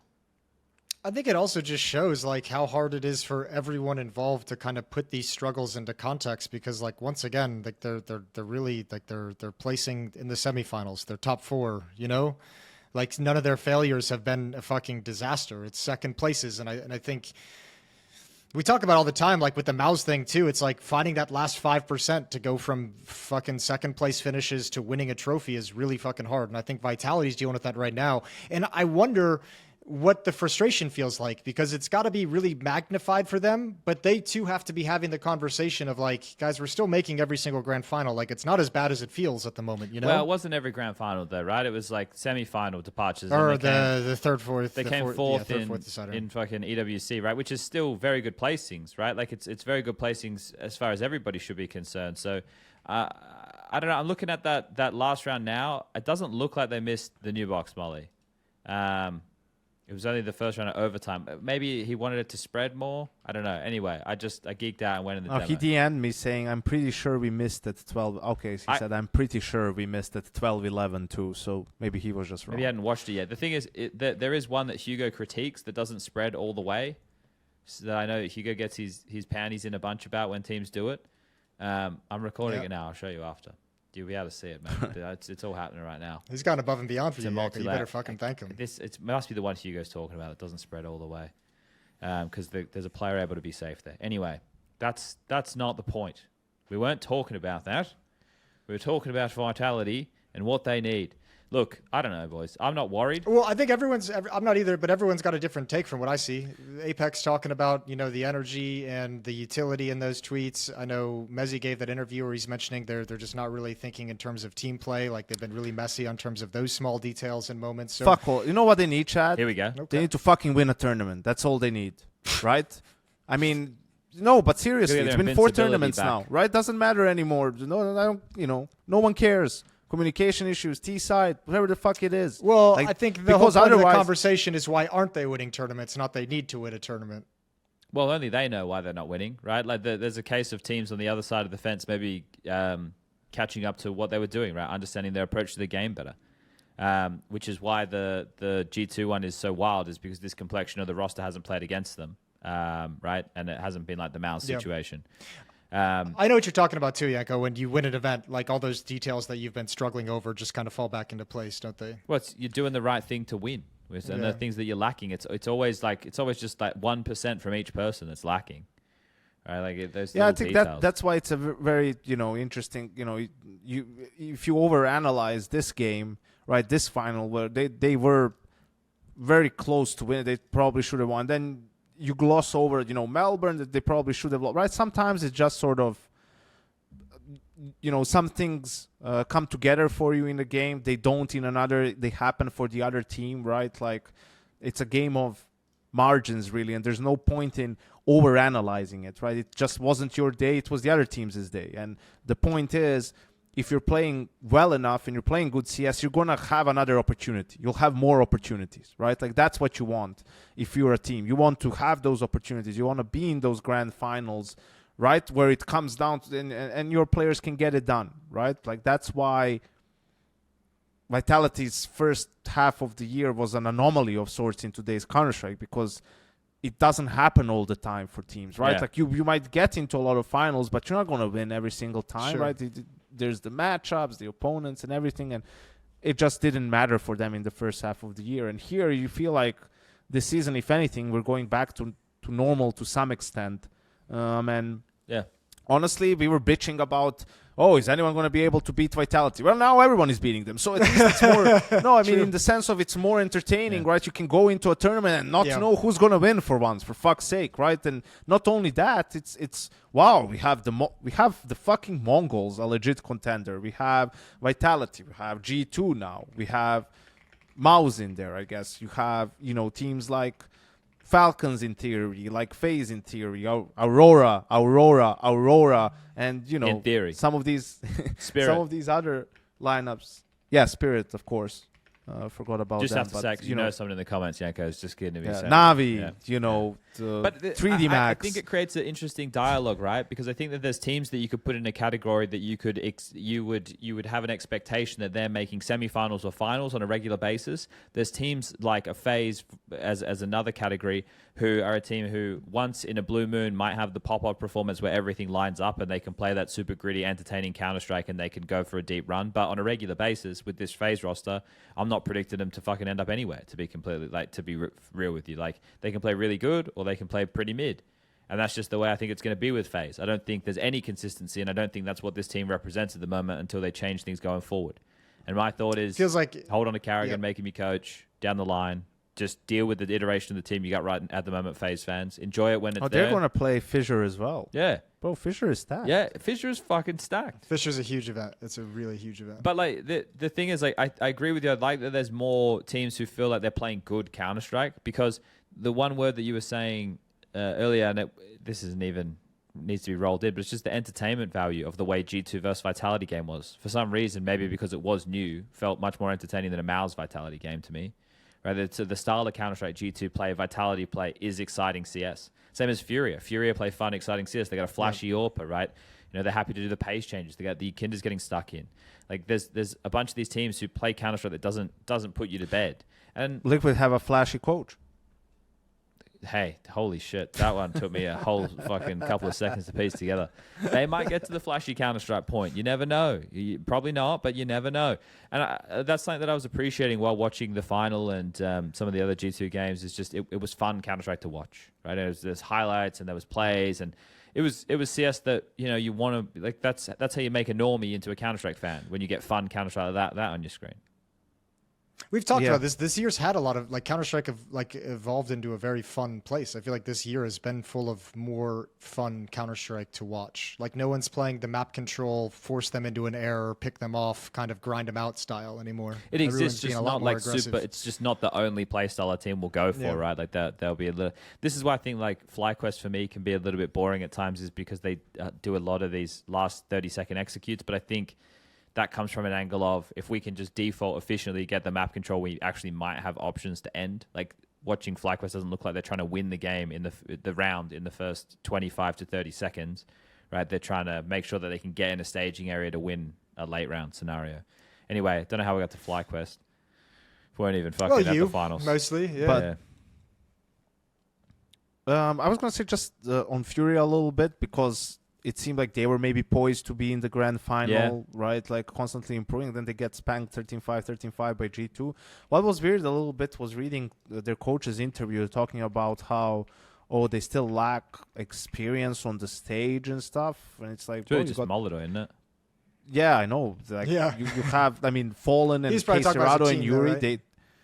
I mean, sure, but still the core of that team is... I'm with you, yeah. Right? And then you add Yakindar, who I don't think has necessarily issues playing on stage and everything. It's like, that sounds like a weak-ass sort of excuse to go for. I mean, you can't really be talking about that with the players that FURIA from his personally, too, for Sid himself, I guess, as the coach, being on the stages and stuff and being in that position is a little bit fresher for him. That might have been a cell phone, right? He probably felt really, really fucking inexperienced up on that stage. Yeah, and like you could see also, like, when Fallen was in the tunnel with Molotov between the maps, he was trying to G him up. He was definitely saying something to him. Molotov didn't look too happy about how things were going. But that's another thing to your point, Yanko. It can just be one of those days where a player just has an off day. And that's unfortunate, right? And if too many of those stack up, that's where you start getting criticized as not being able to perform in the big games. But like, this is okay. It was a bad loss for FURIA. Okay, fine. Like, it was a heater event for G2. But I think this is the great thing, because guess who else FISSURE has? FURIA. Right, so right, we get to see a lot of these exciting names in just a couple of days' time, in a format where we're going to see lots of matches, and then we're going to have an 8-team playoff. Like, this is juicy. This is what you're giving the people what they want, right? This is what they want. My favorite quote out of that FURIA semifinal was from fucking Caserado. This actually had me dying, probably more than it deserved, but I thought it was fucking... He was like, I want to play Vitality in the grand final because 6 years ago he lost to them in ECS London in the final. And I'm like, who's holding grudges from ECS final in 2019? Same Who's venue, though. Same venue, though. No, I know, but I'm just still like, who's holding on to that fucking that was grudge? like the breakout for FURIA this season. You know, like them making the final. I think they beat Astralis. I don't know, but that's on when the like way Art, or Art and Henny were there. I'm pretty sure, right? Like, Henny was in the team at that point. Or was Henny in the team? Either way, that was a good period of time for them. Who else from the playoffs? We touched on G2, Vitality, and M80. Yeah, look. Nice run. Yeah. Great job. Competitive. They took a map off Mouse. That's great. It was really... I put this in the Discord. It was really refreshing watching a team with the North American core like M80 at least back it up. Like, they didn't win, so it's not like any kind of crazy celebration, but to back up the good performances online with a good performance and challenging and taking a map from Mouse, I was at least just like, thank fucking God. Because normally you get an NA team who pops off online like that for a run and qualifies, and they go in and just get fucking mauled and just like kind of deleted out of the server, and you're like, what was the fucking point? So for me, at least, it was very refreshing seeing M80 replicate that improvement in the LAN environment against Mouse. Yeah, I think there was some good individual moments for them across the tournament as well. And one player that I wouldn't say I've been critical of, just I haven't really had a whole lot to talk about regarding this player in the past, in previous rosters, is Hexed. Like, he was loud and he had banter, but he never really did anything that made me go, oh, yeah, this kid's got it. Like, he was there. He was just felt like he was filling a role. Like, he had some moments where I was like, okay, yeah, like, he's playing pretty good Counter-Strike. Like, he's finding impact. He's doing the right job for the team. And a couple of nice little kills in the mix, right?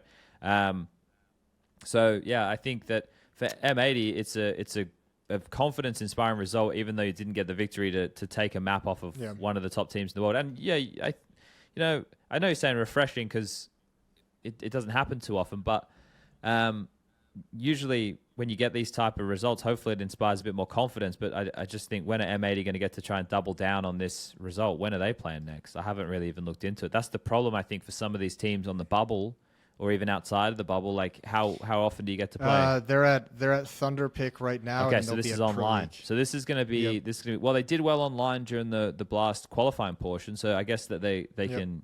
Like, but Pro League will be their next, I think, LAN. Oh, so they have a good stretch. Yeah, stage one. So this is really good for them. This is like good developmental time. They had their time in NA. They got to kind of grind out those matches. They played that Polish team and lost in the final of that frag event. Now they're in Europe. They had a good result, and now it's just about identifying how you can continue that streak over the next month, really, right?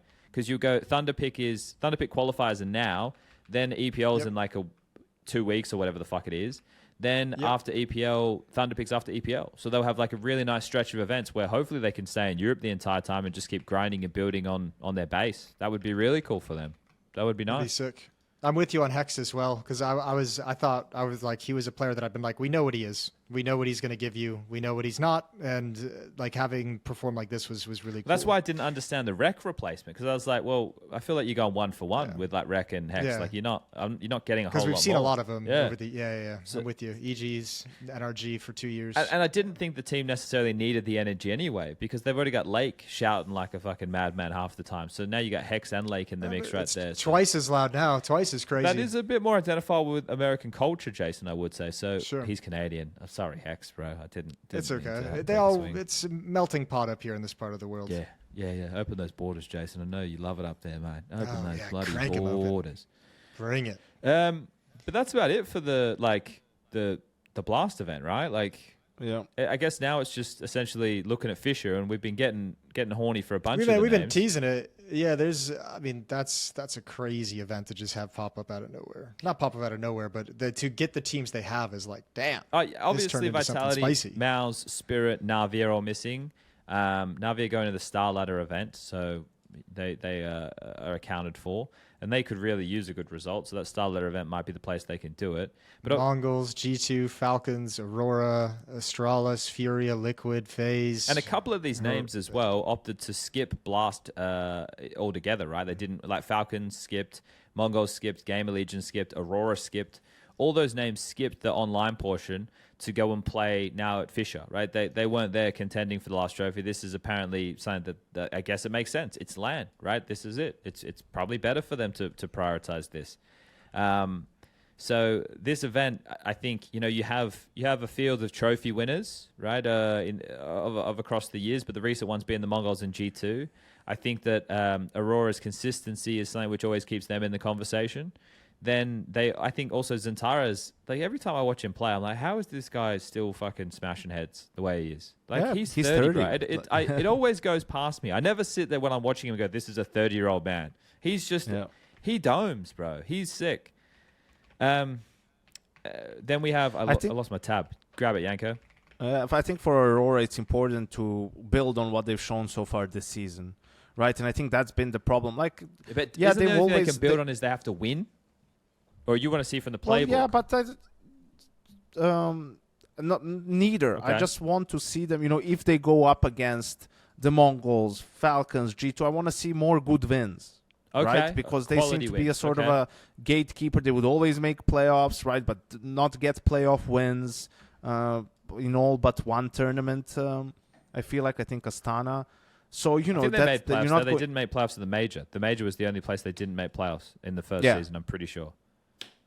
Yeah, unfortunate for them. But Yeah, the most important one. you know, they played some good CS at EWC, especially in that Falcons game. They stepped up individually too, across the board, it felt like. So you want to see more of that, right? To see if they can actually get into this conversation. Like, you know, basically what Mongols did. Yeah. They were the same at the start of the year, and Mongols were able to make that leap and, you know, lift a trophy and just make the grand final of the major and have some good results and get some good wins under their belt. So that's what you want to see from Aurora. But yeah, there's so many, you know, interesting, exciting teams. Some teams that we don't see as often. You know, Legacy. You know, I'm gonna fanboy, fly the flag, right? Like Pain didn't feel like we saw all that much for them this season yet. Astralis with magisk. We didn't talk about that. Magisk for stavn. Yeah. Well, that one right there is like apparently stavn's another one wanting some time away. That's the way it was framed by Astralis, wasn't it? Yeah, that's the problem, because it sounds like he's taking a sort of health break, right, or something along those lines. And then if it's a situation similar to, you know, zontix or whatever, where it's a short-term thing, then you don't necessarily care all too much who they get. Like magisk is a perfectly fine replacement guy. He's qualified. Yeah, yep. Exactly, right. Experience, qualified, has some, you know, played with obviously device before all of that stuff. So you there's no complaints about that. But if it's actually just a long-term thing, well, then there's a couple of more questions where it's like, okay, now again, some role shifting. Yabi goes back to being a rotator, I guess, and magisk is an anchor and so on. So Yabi was like, doing so well in the anchor positions, which would just be a shame considering. Yeah, or is it going to be Stair again that has to swap around? Can't be Stair. They just moved him into more active. So that was what didn't Hooksy say that at Cologne to us? He was just like, yeah, we put Stair in the more impactful positions. Couldn't Hooksy take down spots? He could.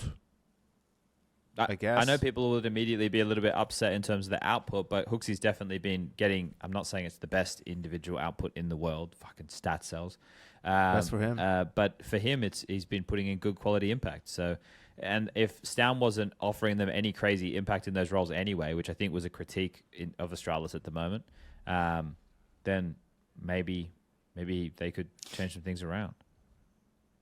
And you'd also probably have to make the argument, too, that someone in like an IGL like Hooksy taking those positions is going to offer you more in that role outside of just fragging that stavn didn't provide. Calling controlling players, the situation, calling information, reading the future. Like Apex, basically. Apex-esque sort of approach to the role.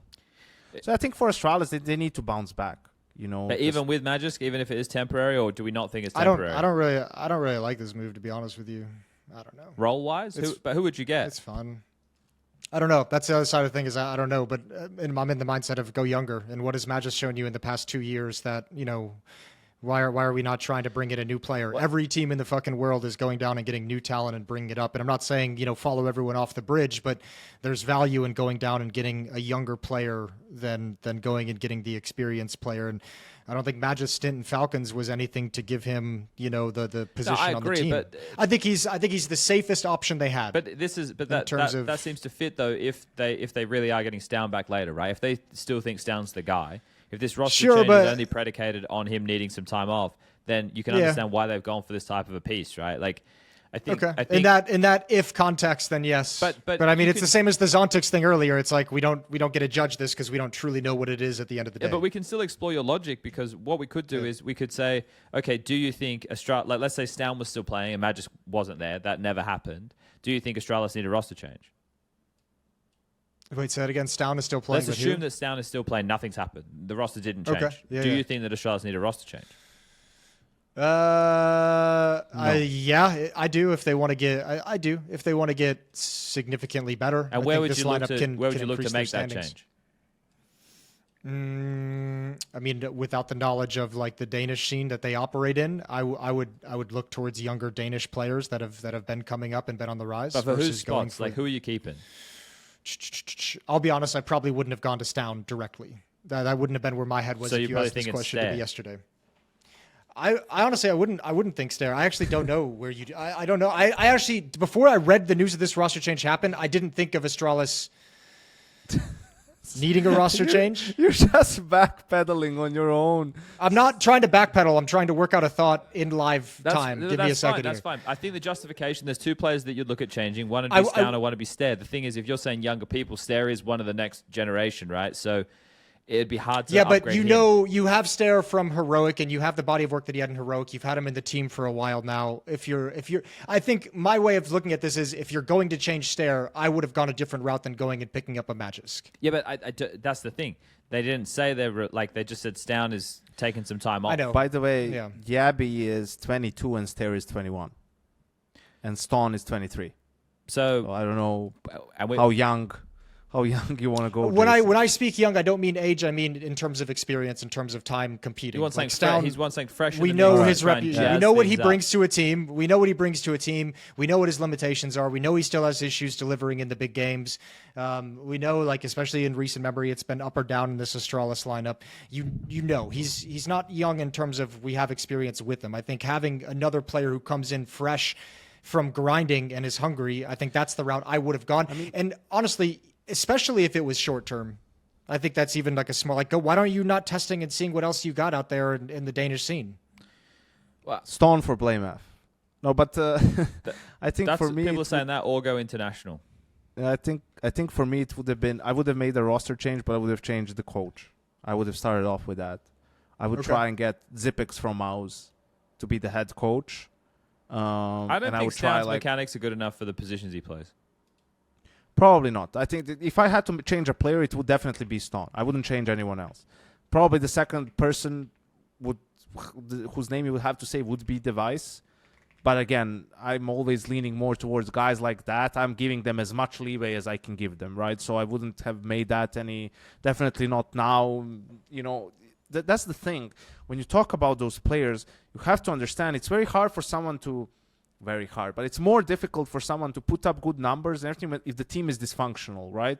Like for whatever reason, if someone else is underperforming in their role, if maybe things aren't put together as they're supposed to be, if there's someone who disagrees with the way you play the game, so you're not on the same page, right? Like it's very difficult to look at individual performance in a vacuum, even more so with veteran players. So I think you probably want to change other pieces around it and say, okay, this is the team, let's see what we can do, and after that only look to guys like Device if you're going to change it. Similar like we had, why I was fine with Liquid not removing NAF, for example. I was just thinking, you're saying a new coach. I wonder who they could get over there. I did see, where is it right now? Staff active. Shedden, who's the assistant coach at G2, who I think he was the assistant coach at Heroic. Heroic. He's with Saw. Yeah, so I'm getting some praise on social media either today or yesterday or something along those lines. Look, this is one of the things. I feel like if you've been with one of these top coaches, like Flashy was with Blade for a while, those type of guys, are going to have a good idea of how those ships function at the very least. You're essentially buying, when you get that coach, the behind-the-scenes workings of that team, right? And then it's on top of, obviously, how that coach wants to run things. But he has the impression of how things worked with that person. So, yeah, I guess that's a fair one, Yanko, because one of the things that I said about Rugger when he got picked up as the coach here, and I never really spoke too much about him because his time during OG, they did nothing. Like, OG was never any good. And it's like, maybe it's just the management. Maybe they can never get good players. Like, maybe they just can't afford good players and they've just got just average players. So it's hard to fault if that's on him there because the quality he's working with is... Sure, there's been good people who have graduated through OG, like Flamesy and Heavy God, but they've never had the complexion. But they got snatched quick as well. Yeah. There was never significant time in there. They didn't have like a team that had 3 or 4 good pieces on it at any given time. But now he's on a team where you've probably got the cream of the crop as regards to the Danish players outside of in-game leaders, right? Where you get in the conversation with I'm not saying, again, I'm just saying that the best other Danish players are mainly in-game leaders. I'm not saying Hooksy is better than Carrigan or anything like that. Just saying, everyone fucking relax. Really protecting yourself, really Have putting up to, some man. defenses there. You have to building the explain walls. every fucking thought, otherwise they'll come for you. So it doesn't feel like Denmark are working with too much right now anyway for Astralis to go to in terms of crazy talent, at least not on the the noticeable eye. Just is the way she is. But that's why Magisk in the team, it'll be fun to watch. And maybe it'll be an interesting project for them to work with. I hope that they can maintain some good results going into the major, because I think it'd be nice to have Astralis back being competitive, which is where we were pinning them. Right? They won an event, and they're in the final against Tai Lu. And they did win an event, didn't they? Am I Astralis? No. Who did they? What event did they do? They were in Astana Yes, and they lost that's to it. Spirit in the grand Yeah, final. they've lost That's two finals. So they've been in 2 finals. Yes, indeed. Otherwise, the MVP chart might read a little bit differently than right now. What do you make of? I know we talk a lot about FaZe, but what do you make of FaZe, boys? Because I'm happily just putting them in that category I brought up before, which is just this roster might play good, probably play average, might make the playoff on any given Sunday if they're playing their best CS. Could lift a trophy, but probably won't. Right? Like, them just making the playoffs is an achievement now, in my opinion, for that team, until things change in the future. I think. Go on, yeah, go. You take it. No, I was just going to say, I like Kerrigan even said in the interview, it feels like they got some of that magic back, in the sense, like, basically what you said, Chad. The only problem is everyone else is so much better relative to them that seeing them, magic being enough for them to lift a trophy, that's going to be hard, right? Like, I feel like the gap is too large for them to be able to do that, but they'll definitely be able to do more than they did this year, right? Like, make playoffs, maybe even, I feel like they won't be a team that lifts a trophy. They'll be a team that ruins someone else's chances to lift a trophy, right? Unless it was just the adjustment period was non-existent basically for Jacob, and he does end up being much better for them, a month from now or 2 months from now. Yeah, there was something that Vu pointed out on the desk. It was like Jacob missing smokes on Inferno, right? And like that's nerves. That's a young player. But it kind of it's crazy to me, right? When we see missed utility, we kind of just not dismiss it, but like, the ramifications of missed utility are fucking massive. Missed utility gets players killed so regularly. It's actually crazy. And like, again, this isn't meant to be like a hate watch thing on Jacob. This is just Vu mentioned it during the desk segment, so I'm kind of taking us there. But like, we should be on the lookout for players who are doing it consistently. Like, players doing it consistently within a match, that should be detracting from their overall contribution to the game. Because if you're missing smokes, or your teammates think things are meant to be covered and they're dying because of it, or your flash is a shit flash, right? Or, you miss a molly, triple box, and you end up losing a round in overtime on Inferno. These things, like, they can have big, especially when they're dry run strats or rounds that you're meant to run all the time. If it's on the fly utility, I'm not getting mad about that. I'm not. That's whatever. Yeah, but if you're spending 10 seconds shuffling utility and lining up nades and everything, you better fucking land it. I think even what Apex said for it, it's like it took us, 30 seconds to organize ourselves for a simple B execute. Yeah, like, who's going to throw what? Yeah. That's why the flank was there and everyone from G2 was there. So, yeah, firsthand, bro, it's massive. Like, it's a big part of, just, competitive Counter-Strike, really, in the sense of you can't be missing utility. Flashes, smokes, Molotovs, it's like your whole round might be revolving around making it that way, where a guy there's a high chance he's in that position that you're using utility for, or if he's not, trying to force him into an angle, yeah. You are ready for everything else in a way, right? Like, utility, you sort of you lower diminish the things you have to account for. Exactly. So when that happens and you know that it's missed, the guy can say, "Oh, I missed the smoke," right? Like, he will say that when he's not gonna pretend he hit it. He'll let you know. But even that does, now you have to worry about it. Now you're getting a little bit paranoid. You're trying to look both ways, and usually, unless you're pretty lucky with where you're looking, things are gonna go. Yeah, exactly. To answer your question, Chad, Eloquently I think FaZe is going to go the wrong direction. I think where normally over the years we know them as the team that, like, they'll have some sketchy group stages, but they're going to win their games. They're going to get through it, and then playoffs, they're a new beast, and that ceiling kind of all of a sudden grows again once you get them to the stage. I think we're going to see a FaZe team that peters out in the second half of the year. I think we're going to see a FaZe team. I would say there's going to be at least one event where they miss the playoffs entirely. That's not surprising. I wouldn't have them making every playoff. I don't look at this team as trophy contenders as on a serious regular basis. On any given Sunday, yeah, okay. I just think instead of the team where it has like playoffs hit and that ceiling goes like shoots up to here, I think we're going to have a team where that the bottom falls down to here. Like the potential for the bottom dropping But out that completely is conversation huge. towards the end anyway got to the point where we were when I was doing it, and I'm like, surely I don't even know if this can be real anymore. Like, you know, this team elevates on the state. Like the fact that they kept getting so much mileage out of the car, like the car, the fuel light was on, Jason. It was making noise, ding, ding, ding, ding. But we're like, just a little more, and it They kept were really giving. pushing it. It kept giving, Jason. We couldn't believe kept it, doing and we it. got all the way to the gas station. Past the line, red lights on. But that's the horrifying. thing. Like FaZe continuing to do that, and that being the convo, you have to always account for it, right? You go in and go, yeah, listen, if the fucking stars are aligned, your crystal mummy out there's put them all next to your bed in the right order. You're wearing your lucky underwear. You haven't saved. You haven't walked past a black cat. You've saved one. I don't know, all the good luck things. You got a 4-leaf clover. All the great luck things, right? If that happens, FaZe can win.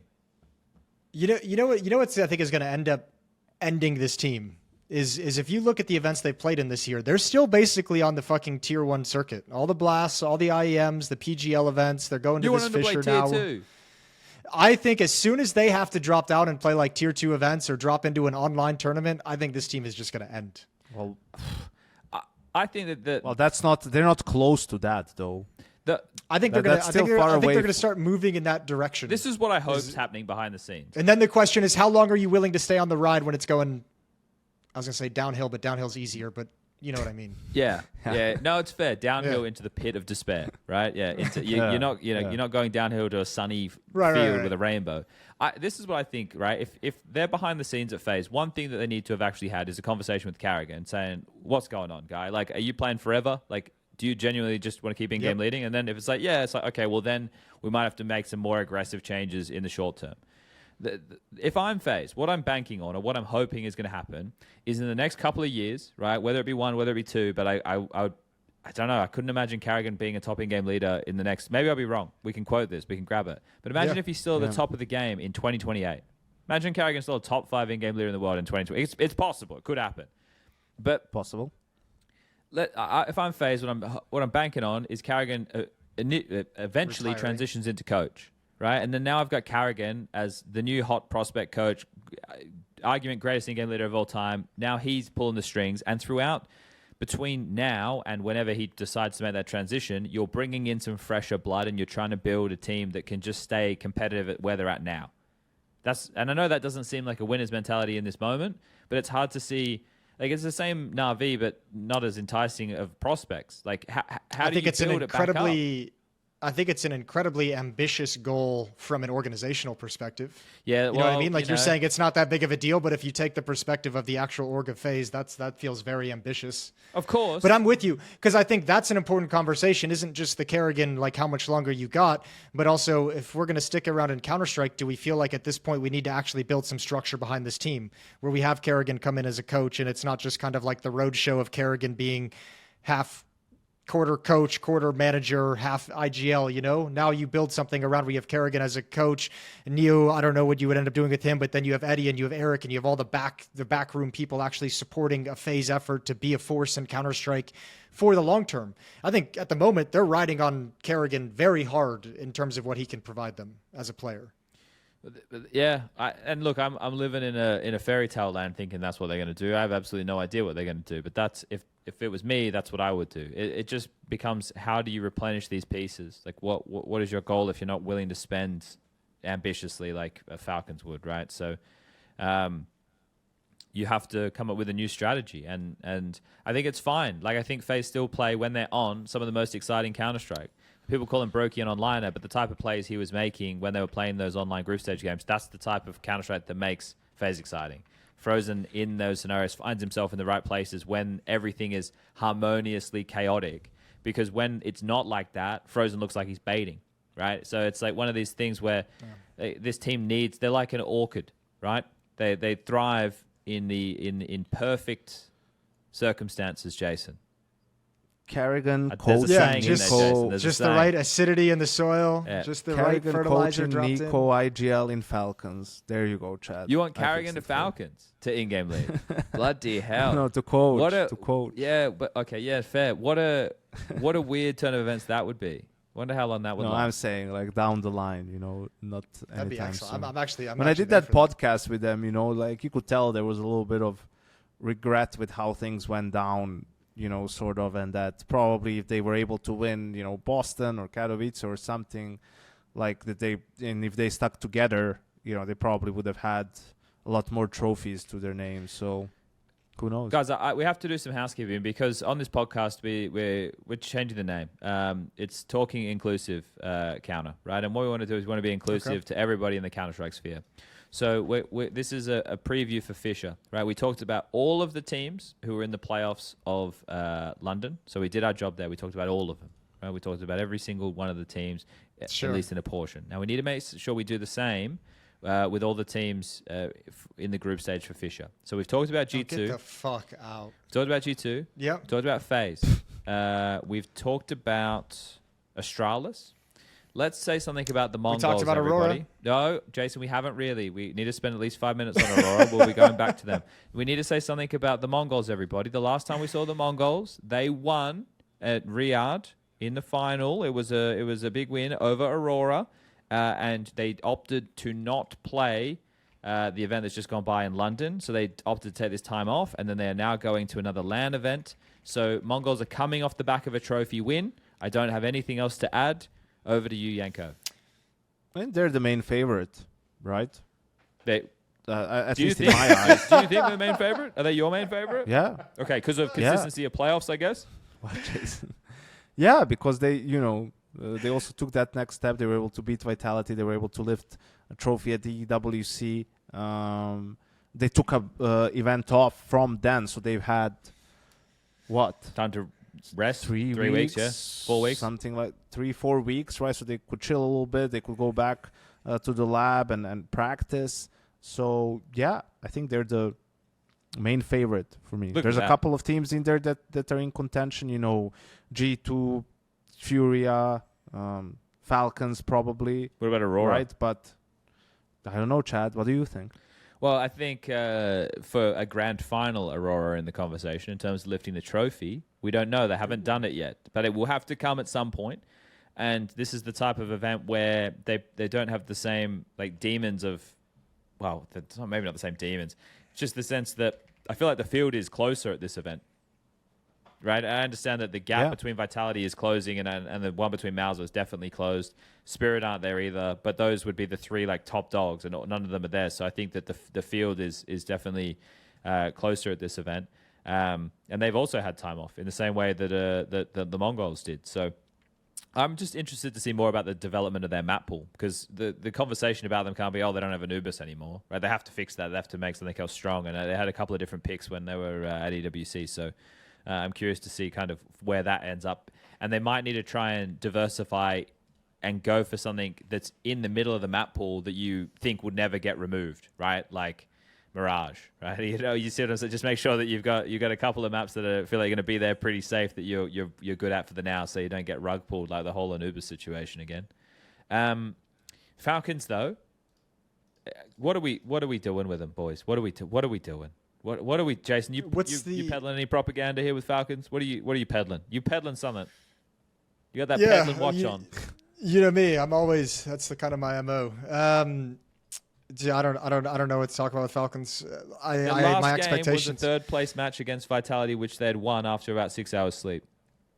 And they came out and said that was that was a huge win and the biggest win for the lineup up until that point. That's what Monesi said. Yes. No matter what we take of it from the outside, they think it was a huge win. They think it was a big performance, and for them that can be everything. I don't know. I think they gotta back it up with. They gotta make playoffs top 4 finish. They gotta make playoffs for Nico. Come on. If you don't, especially after G2 just won the event, if you get eliminated early in the group stage, you'd be fucked. Dude, there's 8 teams in the playoffs. The Falcons are making the fucking playoffs. Are you fucking joking? Clip it. Just proposing the disaster. Clip it. Why are you such a hater, Jason? Ship man? it, clip it. Aren't you like? I'll even say that Liquid will make playoffs. Whoa! They won't. Is that a peace offering? No. No. Okay. Well, I don't know if they will. Actually, they should. They played FURIA in their first game, so tough game. Yeah. Tough game. Probably not. They should make playoffs. If you don't make playoffs here, I think if you're Liquid, that's a head scratching moment. That is a head-scratching moment.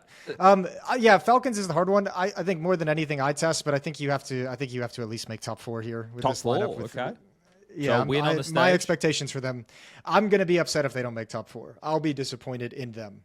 They're not living up to their expectations if they don't. I think that's a fair surmise, because there's no point talking about the X and the O's of the team. Like, this team has to start doing better, and that's. But that's on what some people wanna level, see. you also need to see like an eye test victory from the Falcons, where it looks like Mondesi is getting his groove back, where it looks like he's finding some comfort and consistency and the impact he's getting from a round-to-round basis.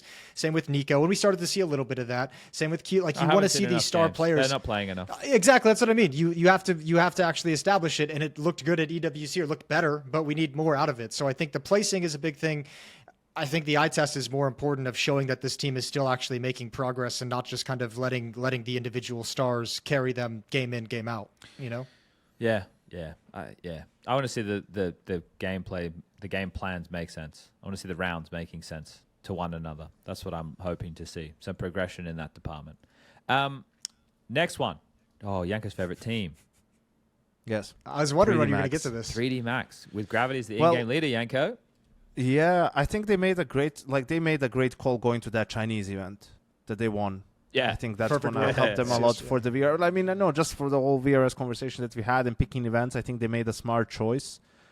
Yeah, same like a lot of these teams, man. Just can they take that next step, really? Knowing 3D Max, they'll make the playoffs and lose in the quarterfinal. That's my expectations for them in this tournament. I just think that their playstyle, even with, like, I don't know. So the 3D Max conversation this year was, okay, they were very aggressive and that was their gimmick and that got them wins. And then after that, it's been, okay, well, they can beat these certain teams with the gimmicks, but they need to diversify their playbook if they want to be able to compete against the top teams in the world. And then it felt like they tried to adjust their playbook a little bit, and now they've moved Gravity into the in-game leader, which sure gives Maka more ability to focus on just the scope as opposed to having to control the macro. And Gravity is a piece that likes to get stuck in with SMGs and take those type of fights, but didn't really see too much development within their game overall. Comparatively, it felt like the game was still quite similar. It had that same 3D Max flavor, which I guess you're not going to lose because this is the core of the players. Then the question becomes, is this going to be enough to push them over the line and to go to that next level? And at an event like this, that next level is deeper than just playoffs. It's not just about getting to the top 8, right? It's about being able to win a game in the top 8 against a good team. So that's where the story essentially starts and stops for me there. It feels like we have mentioned a bunch of names in that same category, right? Like if they make it playoffs, that's what we expect. If they just marginally lose to an equally skilled team in a 2-1 best-of-3 series, that's what we expect. That's where they're pinned, right? So they have to break out of that mold. Who's the next team you want to talk about, Chad? I'm saving all my energy for the 9 other teams that we got to go through. Who else? Gamer Legion. We haven't seen Pain in a while. They played They played online, didn't they? Anyone have any expectations of Legacy? Yanko does. Yanko loves them. Yeah, they're back on land, baby. This is where they do their best Where work. they were born. They lost the flight quest, Yanko. What do you have to say about that? Shit happens. Online CS. No one cares about online CS. Chat. They were jet lagged. Now they're used to the time zone. They've had reps. The early exit give them more time to practice. Legacy to the playoffs. Okay. All right. Okay. Sweet. We've got Heroic, Linvision, VP, Legacy, Tyloo, and Gamer Legion. We said Legacy. Virtus Perfecto Pro, is IGL over at VP. You get to see Flit, Fame, and Icy unshackled from the angry IGL. and a player from their academy team. So, yeah, And a player from their academy team in Turo. that's exciting. Linvision and Tyloo were playing in that tournament that 3D Max were at. That's them. Heroic have X-Flood back in the team because now Tanir's officially joined Spirit. Gamer Legion, I think they probably could do with another playoffs here. And, Yeah, absolutely. And Liquid. You feel like they'd have to, but Kersey, it's been a little bit rough. Some of the stuff getting adjusted to tier 1 How many CS. events has he even played? Doesn't it mean like 3 events? Just having a look. Yeah, Let's but find how out. long? I mean, the fact that it looked that rough to begin with makes you wonder why pick him. That's right? more than like 3 when events. Fisher, when the Yeah, Cologne, yeah. CSC qualifier, Esports World Cup, and Blast Open London. Yeah. you know, so I think unless something changes soon, they'll have to be looking to, make another change at that position. But let's wait and see.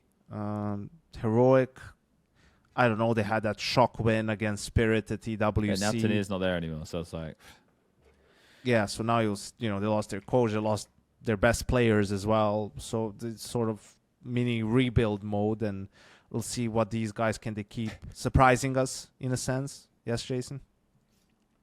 I was just thinking, like, when you're talking about, I was just wondering where our boy Dexter had gone off to. They're just chilling.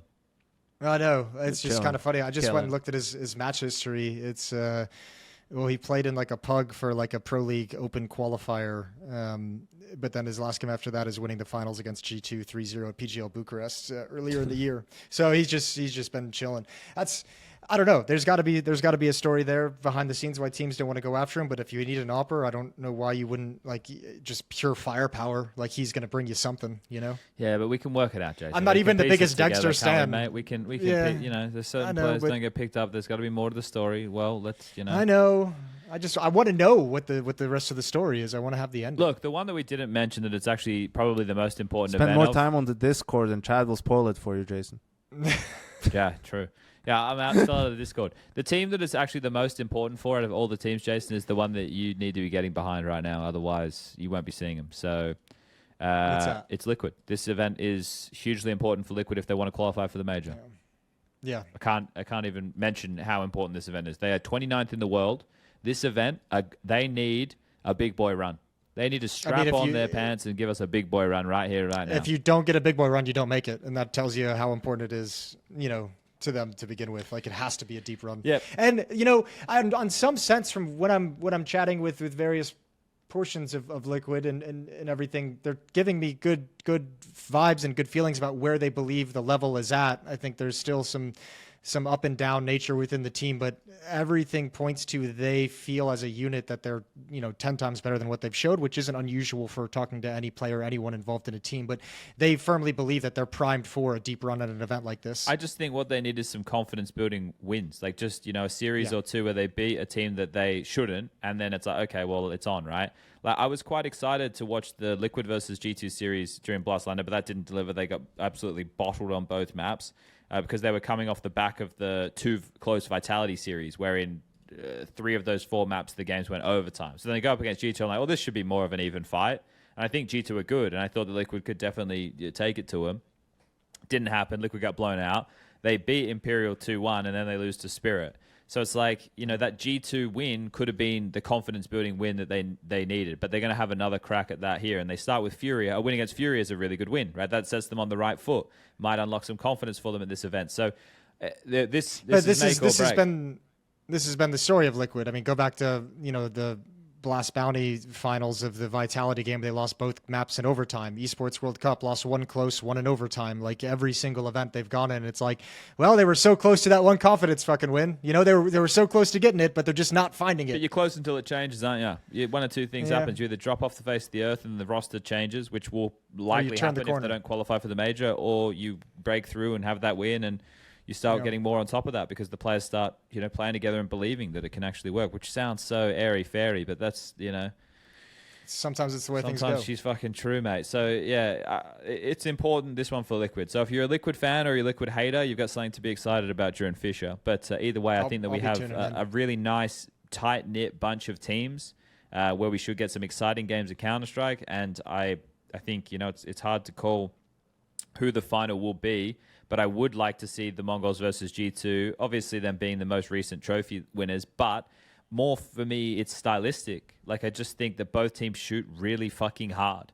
And I think that would be a really fun game to watch, right? The aim of the Mongols going up against the aim of the G2, and then with their macro in between. Yeah. I think for me, that seems like a really exciting game. And two teams who are quite, I would say, liked generally by the public as well. And it could be a good opportunity for those players to even continue to make names for themselves as what can hopefully become the stars of tomorrow. Break another Mongolian viewership record. Yeah. I believe that probably would as well. You know, it'd be nice to watch. But I think we did everyone today, guys. We were nice to everybody. Do you think we kept everyone happy? I think everyone's going to be very pleased. That's when all is said and impossible. done. Nothing's impossible. The guys who look forward to the hate watch and you know, the hating, they're going to be like, why are you so nice to everyone? Like, these guys are shit. Criticize them. Talk shit about them. Yeah. You know? We do it when the cameras are off. It's more fun that way. Just keep We do it behind their backs For like us. a Keep good, it to respectful ourselves. human being. Yeah. Exactly. Yeah, and just All like right. a lot of people should keep their opinions to themselves. Jason? Yeah, I try. I do my best. I fucking try. You guys keep fucking throwing me on podcasts. All right. Unlike Chad. That's 2 hours. Goodbye, everybody. GG's. Great. Peace.